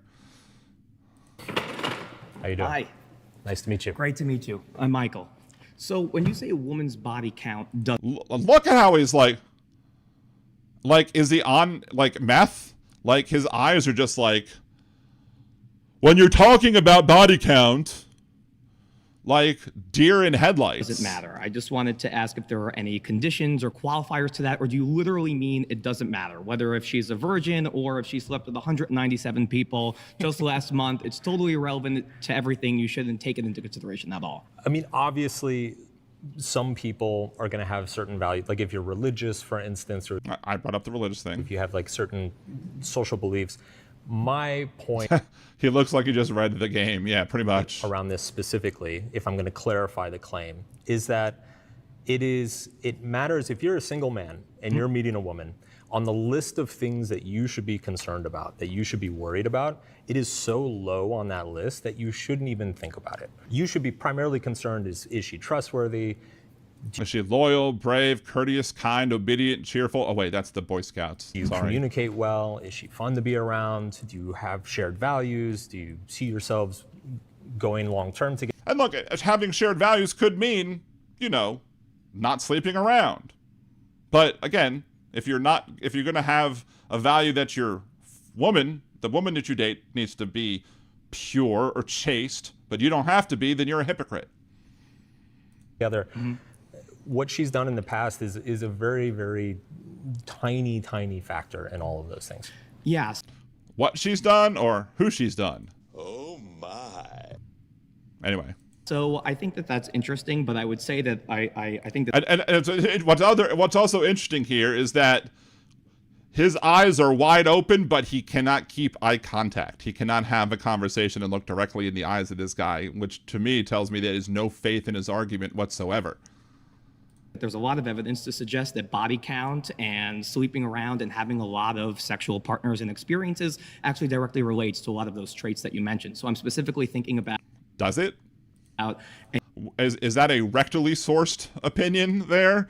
Where did you source that information from? A study or meta-analysis from the university. Let's see. Fact check. The 2016 research brief by Nicholas A. Wolfinger found a U-shaped trend for divorce rates based on number of sexual partners a woman had.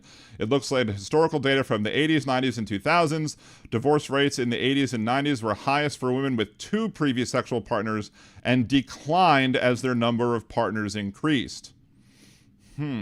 Wonder why that is. Maybe it's because of Kimchi's point, the goddess Kimchi in the chat, about using the car analogy for a test drive. Maybe the people who had fewer sexual partners were, not understanding potentially how good sex might be for them with a partner that took the time to care about their pleasure.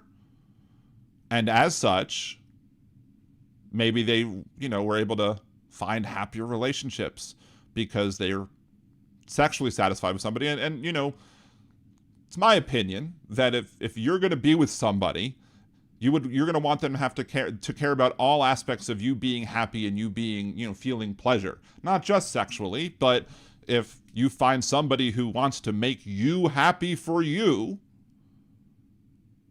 then they're going to do that in all aspects. And,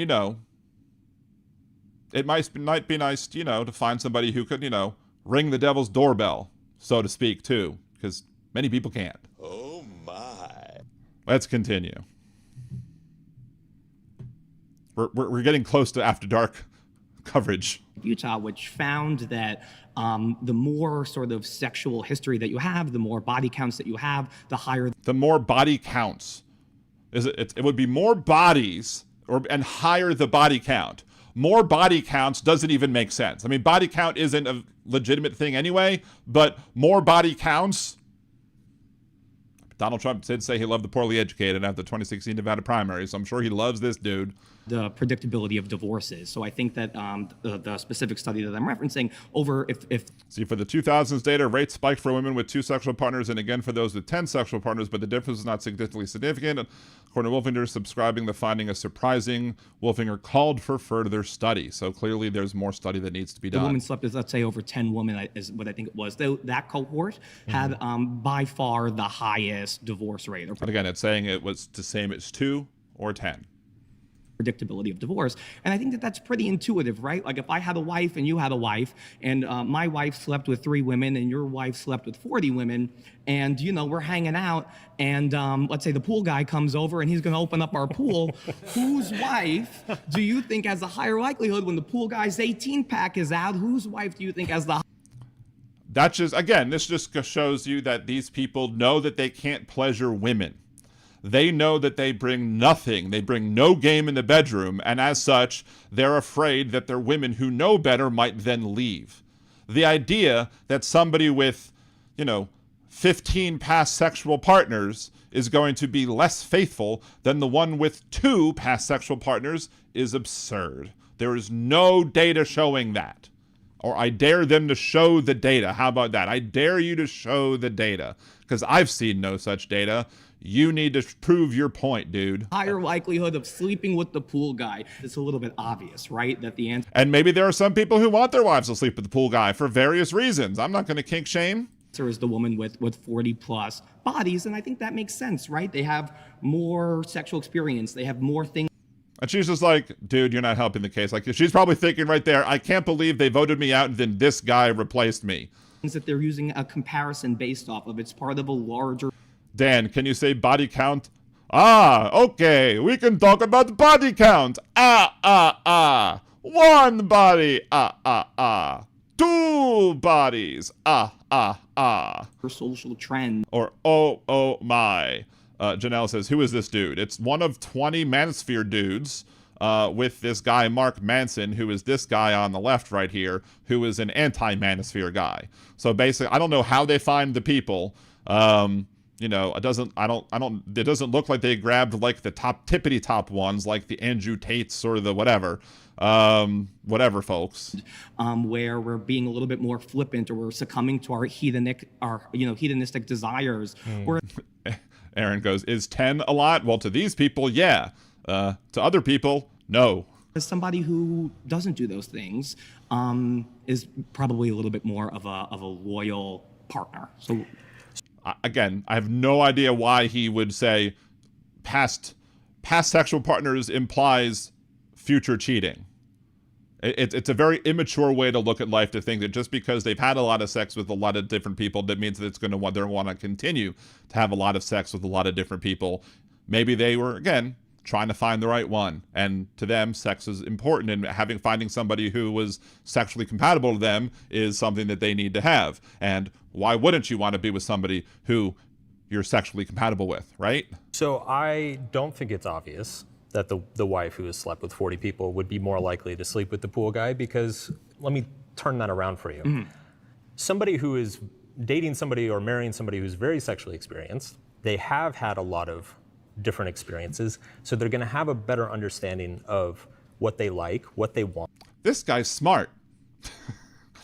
Just because he's repeating the same things that I said. And so when they commit to you, they're making a much better formed commitment. And so as long as there is trust and integrity in that relationship, right? As long as you trust that your wife is being honest to you and being honest about her experience. Kimchi, make me think, make me laugh, make me scream. I think I love you. I think I love you, so what am I so afraid of? I'm afraid that I'm not sure of an STI that there's no cure for.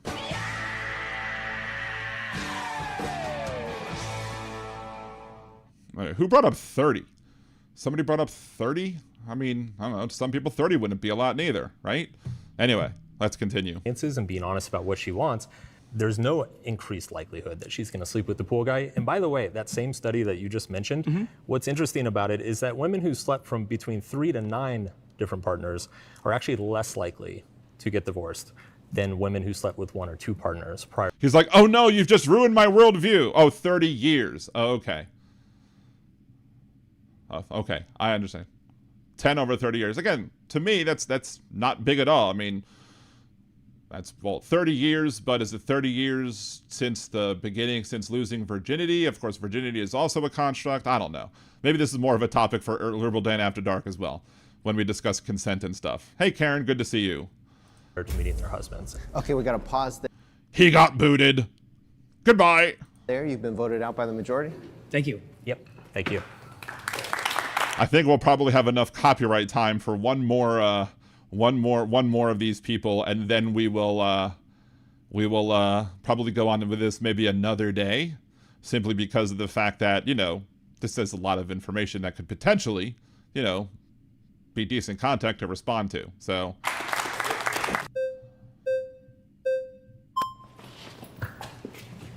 How you doing, man? Jamari. Nice to meet you. Nice to meet you, man. Okay.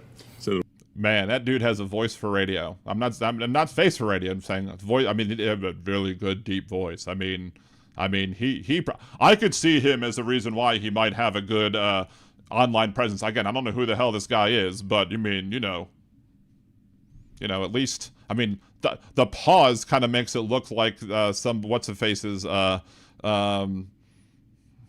it Jay Farrow's impression of Shaq when he does like the eyes are like, Shaq don't like that. Shaq don't like bullies. Shaq a doctor or whatever like that. Like it's kind of that right there, but that's because it's an unfortunate pause. a woman's body count does not matter. If we both go to a used car lot, one car There we go, Kimchi. Used car lot. is totaled. One car has the engine blown out twice. Head gasket never works. Always has to be replaced. Another I mean, if the head gasket doesn't work, I mean, do you want anybody that's not going to give you a good head gasket? Anyway, let's continue. car has a fender bender. Which one you taking? I reject the analogy because Again, yeah. it presupposes that there's something about sex that is destructive to a body. I actually think a better version of that analogy is if you just bought the first car you ever test drove, how likely are you going to be satisfied with that car versus Exactly. There you go, Kimchi. if you go out and test drive 5, 6, 7 cars, get an understanding of their features, what you like about them, what you don't like, then you're able to make a much better informed decision. So again, which one would you rather take? The one that's had all these problems, or the one that's had the fender bender? But again, you know, would you want to go check the Carfax and see what the Carfax is on the car? Sure. You probably want the car that has fewer accidents over the car that has, or you want the car that has fewer accidents than the car that has more. You probably want the car that has no accidents, but it doesn't necessarily mean you don't want the car that had, you know, the car that might have more passengers in it. I mean, the model of car that has more passengers is probably going to have a more customer satisfaction rate, right? So you probably want the make and model of vehicle that has the most drivers because and the most people who are returning get the same make and model, just different year. Right? Let's continue. I told you I reject the analogy. Okay, so we're gonna test drive 6 different cars, 7 different cars. Sure. 8, 9, 20. Why can't we just stick with our one car? Let me ask you this. Yes. Again, are you? This is the thing that I like. I'm disappointed that this guy hasn't asked. Are you only test driving one car, or do you only want your partner to test drive? How many cars have you test driven? And why do you not hold yourself for the same standard? And I'm sure somebody in here is going to use the dumb lock key analogy, and we'll get into that if somebody brings it up. But still, the Rantler. How often do the head gaskets get blown? I don't know. Depends on how they feel that night. Oh my. Sorry. Anyway. A lot of men treat body count as a proxy for trust, right? And so what I ask guys is, and again, the reason why these men treat body count as a proxy for trust is because they are so insecure about their own sexual capabilities that they're afraid that somebody might go leave them for somebody else if they had a partner, a previous partner who was better in bed, however that wants to be defined, than the person that they decided to marry or have a long-term relationship with. They're afraid that person's going to leave for the better sex. Which, of course, shows you shouldn't be with that person to begin with because you don't trust them. But the fact that they have previous partners doesn't give them a reason. What if the previous partner was really good in bed but treated them miserably or worse? But you treat them well and, check all the other boxes that she needs to have a good, long, committed relationship. You're going to hold that against her, that she had past boyfriends that treat her like shit and you're treating her well, and you think that she's going to go back. I mean, now people do go back to people who treat them like crap. But again, that shouldn't be a trust issue. Anyway, let's continue. As I say, imagine two women. One of them is a virgin. She has zero sexual experience. Fender bender. Now, I don't understand why the virgin is a fender bender. That analogy makes no sense for me. I mean, the women as cars thing also is stupid, but why is the one who's the virgin should be the no miles on it person, right? And even the car that has no miles has had somebody driven it, right? Because you never find a car with 0. And there are people who do test drive the car that you eventually drive off the lot with, that have no fender benders, but have had a few people in them. Sure, fender bender. Jay Daniel, I'm an older model with a faulty starter.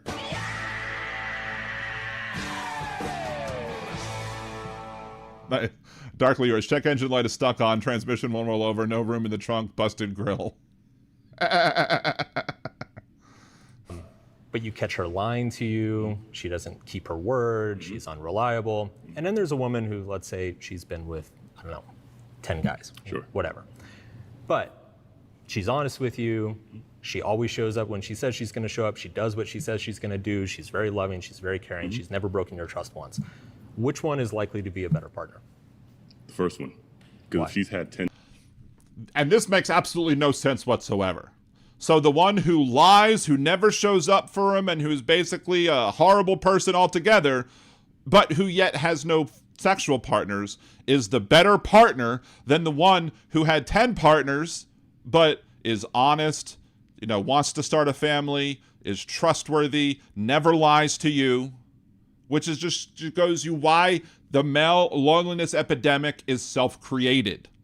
Because if you're going to say that you would still rather pick the person who is a liar and who doesn't, who's not nice to you and who doesn't care about you, if you're going to pick that person's a better person because she's had fewer people who have had sex with her, that's absurd.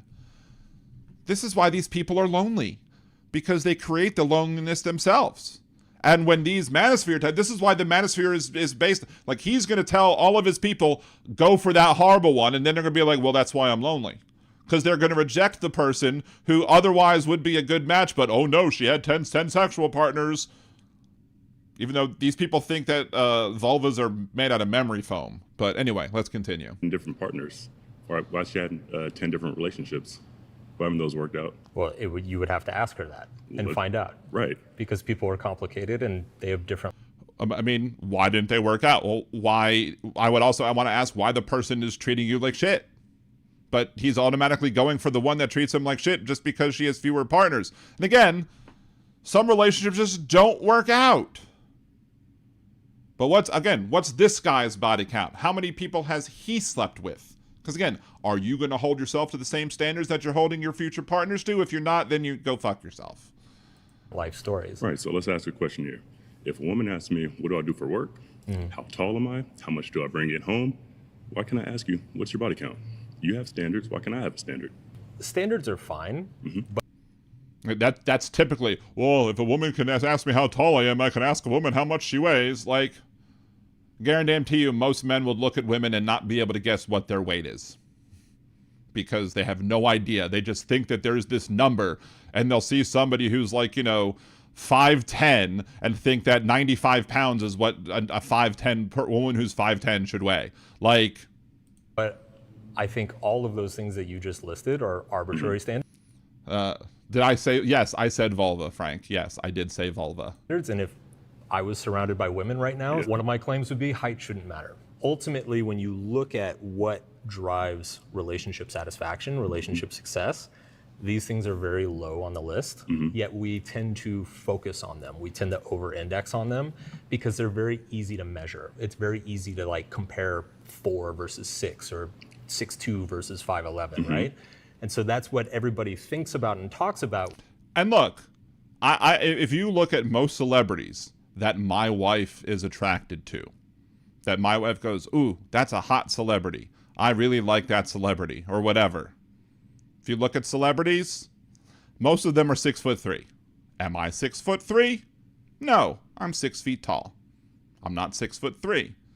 Am I threatened that she's going to leave me for somebody who's 6 foot? No, because I'm confident in our relationship and I know that we're happy together. I'm not afraid she's going to leave me for somebody because of some bullshit reason. But these people are afraid that people are, because again, they bring nothing to the table. Nothing. There's not one thing that any of these people bring to the table that's of any substance or value. But yet they demand chastity and purity from their future partners. Partners. I mean, I hesitate calling them partners simply because of the fact that they don't treat them as if they're partners. Let's continue. When it's actually, when you look at the research of like what makes for a happy relationship, these things aren't even on the map. Okay, so if a woman has, let's say, 12, 13. Yeah, but so if a woman has, he's just going to keep coming back. Partners, number of partners, because he can't just admit that he's wrong. 17 bodies. But again, why hasn't this guy, why hasn't the one who is the 1 versus the 20, why hasn't he asked them, what's your body count? Haven't seen that yet. And any of the stuff that I've watched about this, I have not yet noticed or seen him say, what is your body count? Are you holding yourself to the same standard that you're holding your future partners? Why or why not? How many relationships have you been in? 3. What's up with the other 14 people? She probably likes to party. Then go party. We don't have to be together. But you can. Or maybe she used to like to party, but now she's ready to settle down. Not with me. Go. Not with me. If you open, if you can decide who you open your legs for, you can't decide who gets down on one knee for you. Can I ask why not with you? If everybody's had a turn and nobody's enjoyed it, why do I want to get you now? Who's to say that they haven't enjoyed it? Maybe they enjoyed it, but she didn't, and that's why she. Again, that's the problem here with these guys. It's odd. The assumption is if they're not with her anymore, then somehow the problem was her. No. What if the problem was the guys? Maybe there was something wrong with them. And the idea here is that if you find one person, to have sex with, then it doesn't matter how horrible of a person that they are, how inadequate they are in the bedroom, how inadequate they are in any other aspect of their lives. It must be the woman's fault as to why again, this is why these men are lonely. Because every relationship issue is an issue with the woman. And they're unwilling to take a look at themselves and take personal accountability. As I said with MAGA, personal accountability is an idea that's so foreign to these folks that they've already tried to deport it. They will never take personal accountability. They will never say, the reason we broke up was because I did something wrong, because I screwed up. No, it's always the woman's fault. And if everything's the woman's fault, then, and you project that out there into the world, this is why people watch you, because the other men who are low value type men who sit there and are contemplating why they're having problems in their social life, why they're lonely, they're going to listen to this guy, they're going to listen to other guys who say, oh, the reason why this woman had so many previous past sexual partners is because of her, not because of their men. So the reason why you're upset, the reason why you're lonely, the reason why you can't find love, Mr. Lonely Dude, is because of the women and because of feminism and because of all this other stuff, and not because you need to do more self-introspection. You, as a guy, need to sit here, what are you putting into the world? What kind of toxicity might you be putting out there that's rejecting these people? What are you doing that's repulsing the people away from you? Because there are ugly people who, by traditional standards, who have no problems dating. There are people who are obese who have had no problems dating in their lives. Like, as I gained weight in college, I happened to get more confident in myself. I mean, not because I was larger, but because I just kind of realized things about myself and about how life works, and I stopped really giving a shit about rejection, and I got more confident, and then I got more successful in dating. Because I realized if somebody's not attracted to me as a person, physically, that's not their fault. They can't control who they're attracted to. If they're not attracted to me, I shouldn't take that personally. I shouldn't take the rejection personally. Now, I mean, if they're an asshole about it, then sure, I might be annoyed at them and might think that they're a shitty person for rejecting me in an asshole-ish way.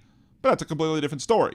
But if they're like, you know, I'm just not into you in that way, I'm happy to be friends, cool, awesome. Friendship is an awesome thing. That's what these are the type of people that also create the idea of a friend zone. Oh, the friend zone, that's a terrible thing to be. Why is it a horrible thing to be friends? I have plenty of friends who are women, and there's no sexual interest there. And they're people who are valuable in my life. And that's another one of the problems with these guys, is that, oh, the being friends with the woman is somehow bad, somehow terrible. But if you're thinking that, you know, women's only purpose are to be your outlets for sexual gratification, but are not willing to do anything else to make yourself into a worthwhile human being that they might want to date, and you want to blame all of the problems that you're having with dating on women, you're going to find yourself to be a very lonely chud. Simple as that. All right, we got pause there. You've been voted. All right. And that is the end. So we will end this version because we don't want to get copyright stricken by the Jubilee folks. So we will make a second video of this at some point in the later future. And we will basically say, hey, you know, we'll keep talking about this particular topic and potentially the other topics as well. See how these people blame feminism for everything. See how these people blame all sorts of, you know, things that, you know, actually in reality, if feminism is successful, most of these men will be in much better places because the patriarchy doesn't just hurt women. The patriarchy hurts men. But you have to be ready to understand that. And if you're believing these guys right now, there is no way that you're ready to understand that. But if you're ready to walk down the journey with me and help and learn how to not be as toxic, I welcome you to come in. Especially all of you guys who, like, I would love to be able to reach out to these guys who are having problems dating and who are watching the manosphere and still finding themselves having problems. If you're like, I would love to sit down and just have conversations with them. And look, it'll be a no judgment conversation too. I'd love to just sit here and have a conversation with any guy out there who actively watches the manosphere. Any guy out there who watches like whatever, Fresh and Fit, the Marlin guy, whoever, any of these other people on this 20 group of 20, if you watch any aspect of the manosphere, I absolutely want to sit down and have a conversation with you or other people and just have the talk. Because I think a lot of these guys are being manipulated by folks like this, but not the one, but the 20, the people who, you know, want to make money and monetize your suffering, because that's what they're doing. They are basically creating this cycle where you're going to constantly do the things that are going to make you fail, but they're going to brainwash you into thinking that it's not your fault, it's the other people's fault, it's feminism's fault. And so you're going to continue giving them $100 super chats to be able to say one snarky thing every once in a while on their show. So you can, you know, pay for them to be in nice, rich cars, big houses, nice things, while you sit there and remain lonely because what they're teaching you isn't going to work. What they're teaching you is how to be dependent on them for this idea that you're never going to have. It's just like this. It's the similar kind of idea as to the people in the South during the Civil War who fought for the slave owners to continue owning slaves. Because those people were never going to own slaves. But the slave owners like, oh, hey, if you work hard enough, you might be able to get yourself a plantation one day as well, and you might then have to be able to own some slaves. And do you want some Yankee telling you that you can't own a slave? So pick up a gun and fight. Meanwhile, the plantation owner absolutely didn't go out and fight for his own ability to have slaves. He just had the poor Southern whites who wanted to be that level, but they were never going to get there. Most of you guys who are watching these manosphere type things are never going to get to where these people are because they're lying to you. But they want to keep you angry at the world and angry at feminists and angry at women because that's going to keep you watching their show instead of you working on yourself and making yourself a better person. If you're interested in having that talk, liberaldanradio@gmail.com. I would be glad to have a conversation with you. Be live, maybe recorded but not live. Or hell, maybe, I mean, honestly, if I'm doing it for the show, I'm going to want to have it where something gets aired. But I would love to sit here, and I promise you that while I might be a little attacking towards these manosphere creators, have a much gentler hand with somebody who's not a manosphere creator, but who instead is just frustrated with life and wants to learn how to be better. I'm married. I'll be married 20 years next year. Got married on July 7th, 2007. Next year is 2027. That didn't happen because I hated feminism. That didn't happen because I hated women or blamed women for all my problems. It didn't happen because I judged my wife's past sexual history. I didn't care what her past sexual history was.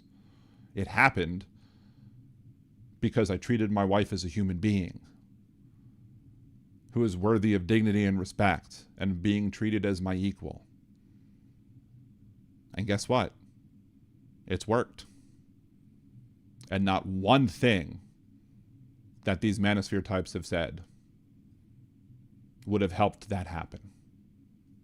So just think about that before continuing to watch their bullshit. Simple as that. Anyway. Am I going to have people who are going to take me up on that offer? Who knows? I don't know. Maybe, maybe not. But at the end of the day, we, don't need to have the laptop stuff open anymore. Anyway. Frank, me too, 20 years twice, then I dropped the ball for some reason. That happens, right? Karen, almost 45 years.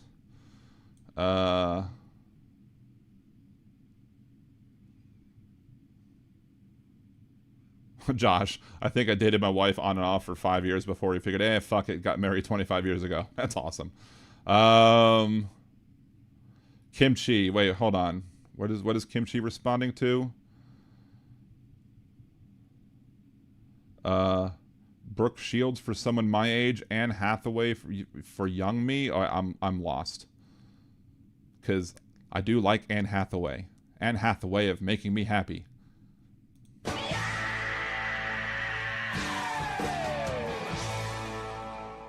There's actually there was one time, I forget exactly what the conversation was, but it was somewhere on Facebook, I think, and my comment that I made to somebody, I think in some other thread, was like, the odds of that happening is less than the odds of my wife saying it would be okay for me to have a threesome with Anne Hathaway and Christina Hendricks.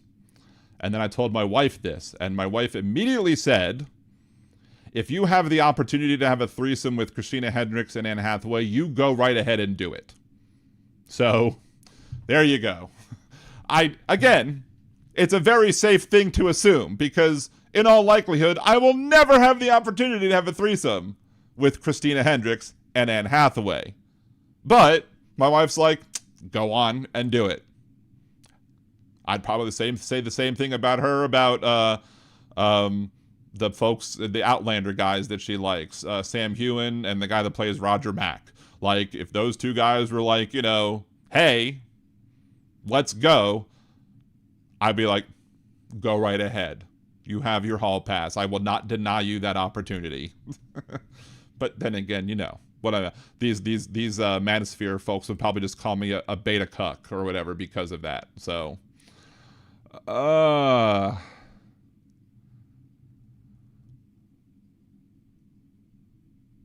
what else? Oh, we got 38 likes over the course of the show. That's not horrible. My husband had an imaginary girlfriend, Rochelle. She lost.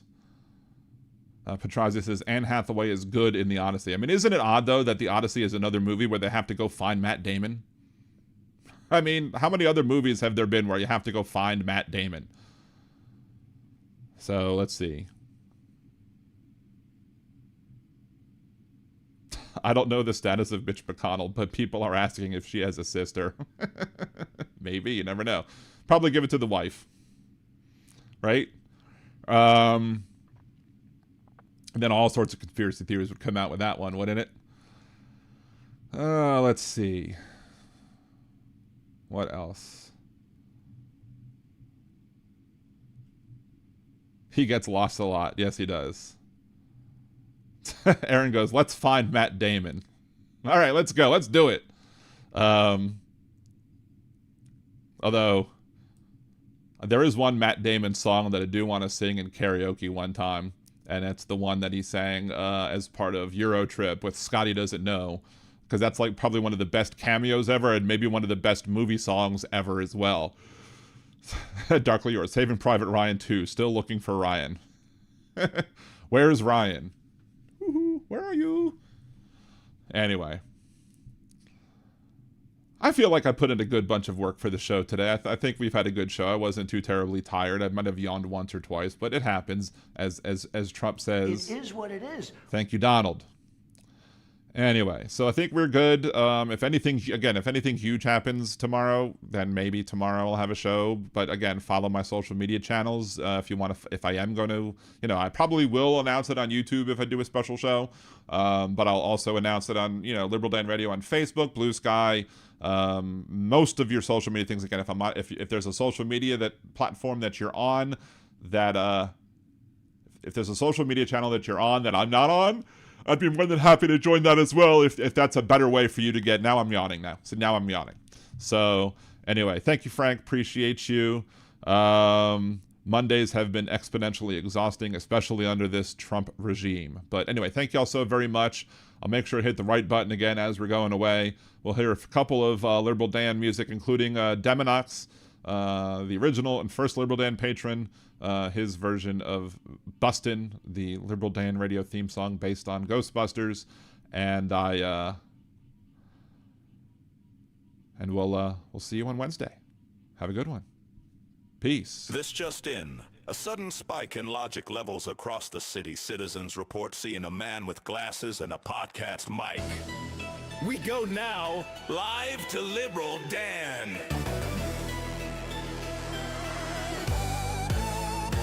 Who you gonna call when Nazi writings on the wall? Call your man Liberal Dan, cause you know we got a plan. The right wing talking shit, but he ain't about to quit. He'll take his proton pack and zap your logic cause it's whack. So who you gonna call when the writing's on the wall? Call your man Liberal Dan, and the rhetoric will fall. It's being reported that Liberal Dan is setting up what appears to be some sort of straw man containment field. Calling out your lies with his mic, he'll vaporize. Cross the streams in your dreams, bitch, you know that he's too wise. You're like Slimer talking crap, but you walked into his trap. Yo, it's more than entertainment, it's misinformation contained. So who you gonna call when the writing's on the wall? Call your man Liberal Dan, and the rhetoric will fall. The Statue of Liberty, the writing you can't see. So bring the huddled masses, it's a war of the classes. While Trump may think he's Vigo, Dan can cut through that ego. He's got the facts to prove him wrong, got that logic like Egon. Your logic is a ghost, cause you know this chick is toast. When you follow MTG, it's conspiracy, you'll see. There's no need to taser, he's got wit like Occam's razor. Liberal Dan cuts those lies with his Jewish-based laser. It's unbelievable.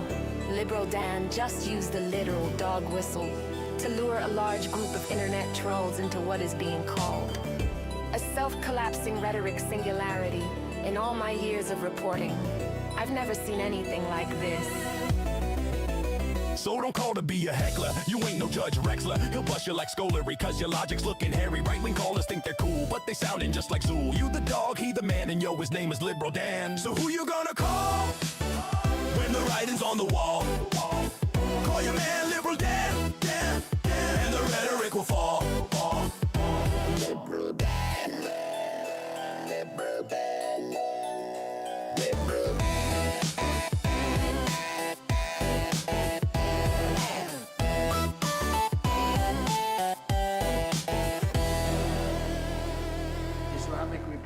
of Japan.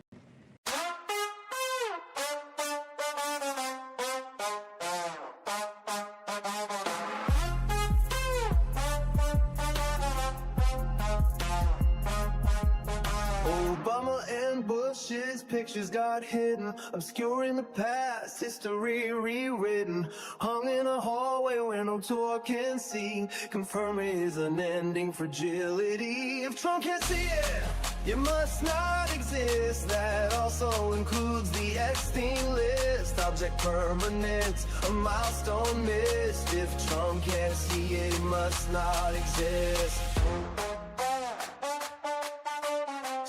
The testing was the line that he said. Hundreds of thousands needlessly dead. Now HHS is run by brainworm quack, hiding the truth behind his back. If Trump can't see it, it must not exist. That also includes the Epstein list, an administration run by narcissists. If Trump can't see it, it must not exist.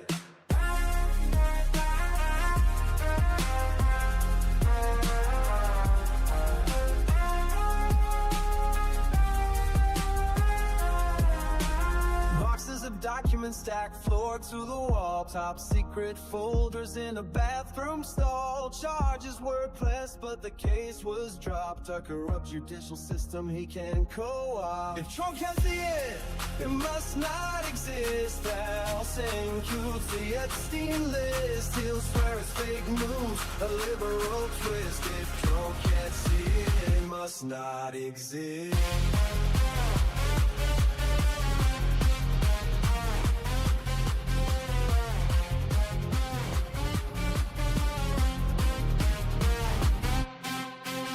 Encampments downtown, tents lining the street. Invisible people that power won't beat. Hide them away so the cameras can't find it. Proof of a system that's cold and unkind. Of chaos in secret and NDA sign. An illegal bribe, Michael Cohen fine. Trump got fined too over his gag order, but she didn't gag cause he was much shorter. If you can't see it, it must not exist. That also includes the Epstein list. We can't let him win, we must resist. If Trump can't see it, it must not exist.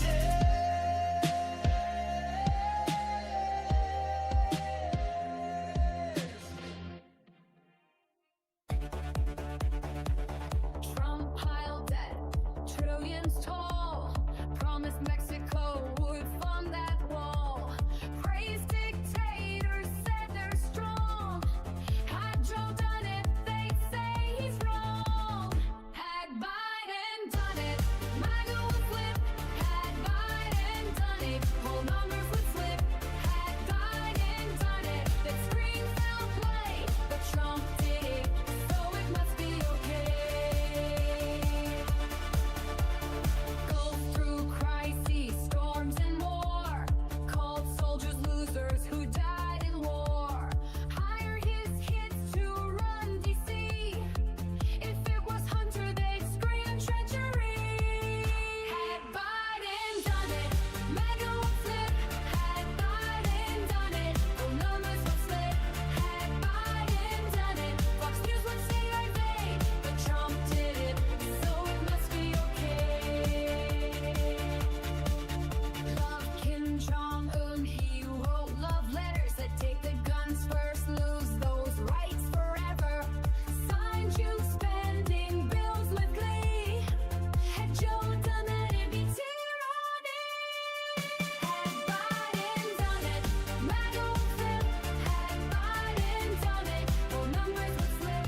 Had Biden done it, they child up today. But Trump did it, so it must be okay. Kept secret files, countless untold. Said Putin's word was good as gold. Invited the Taliban to come to U.S. soil. If Joe had done that, they'd all recoil. Had Biden done it, MAGA would flip. Had Biden done it, whole numbers would slip. Had Biden done it, they'd want him to pay. But Trump did it, so it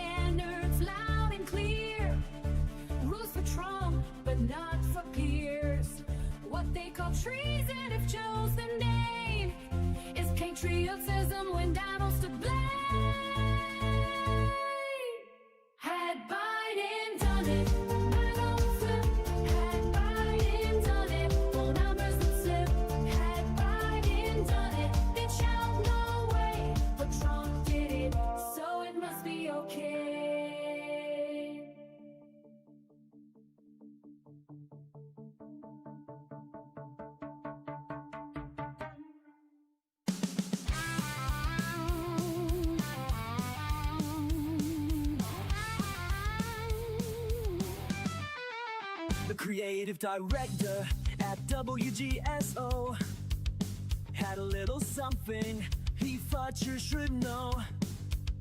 When Dan picked on his bits, Steve got real gruff.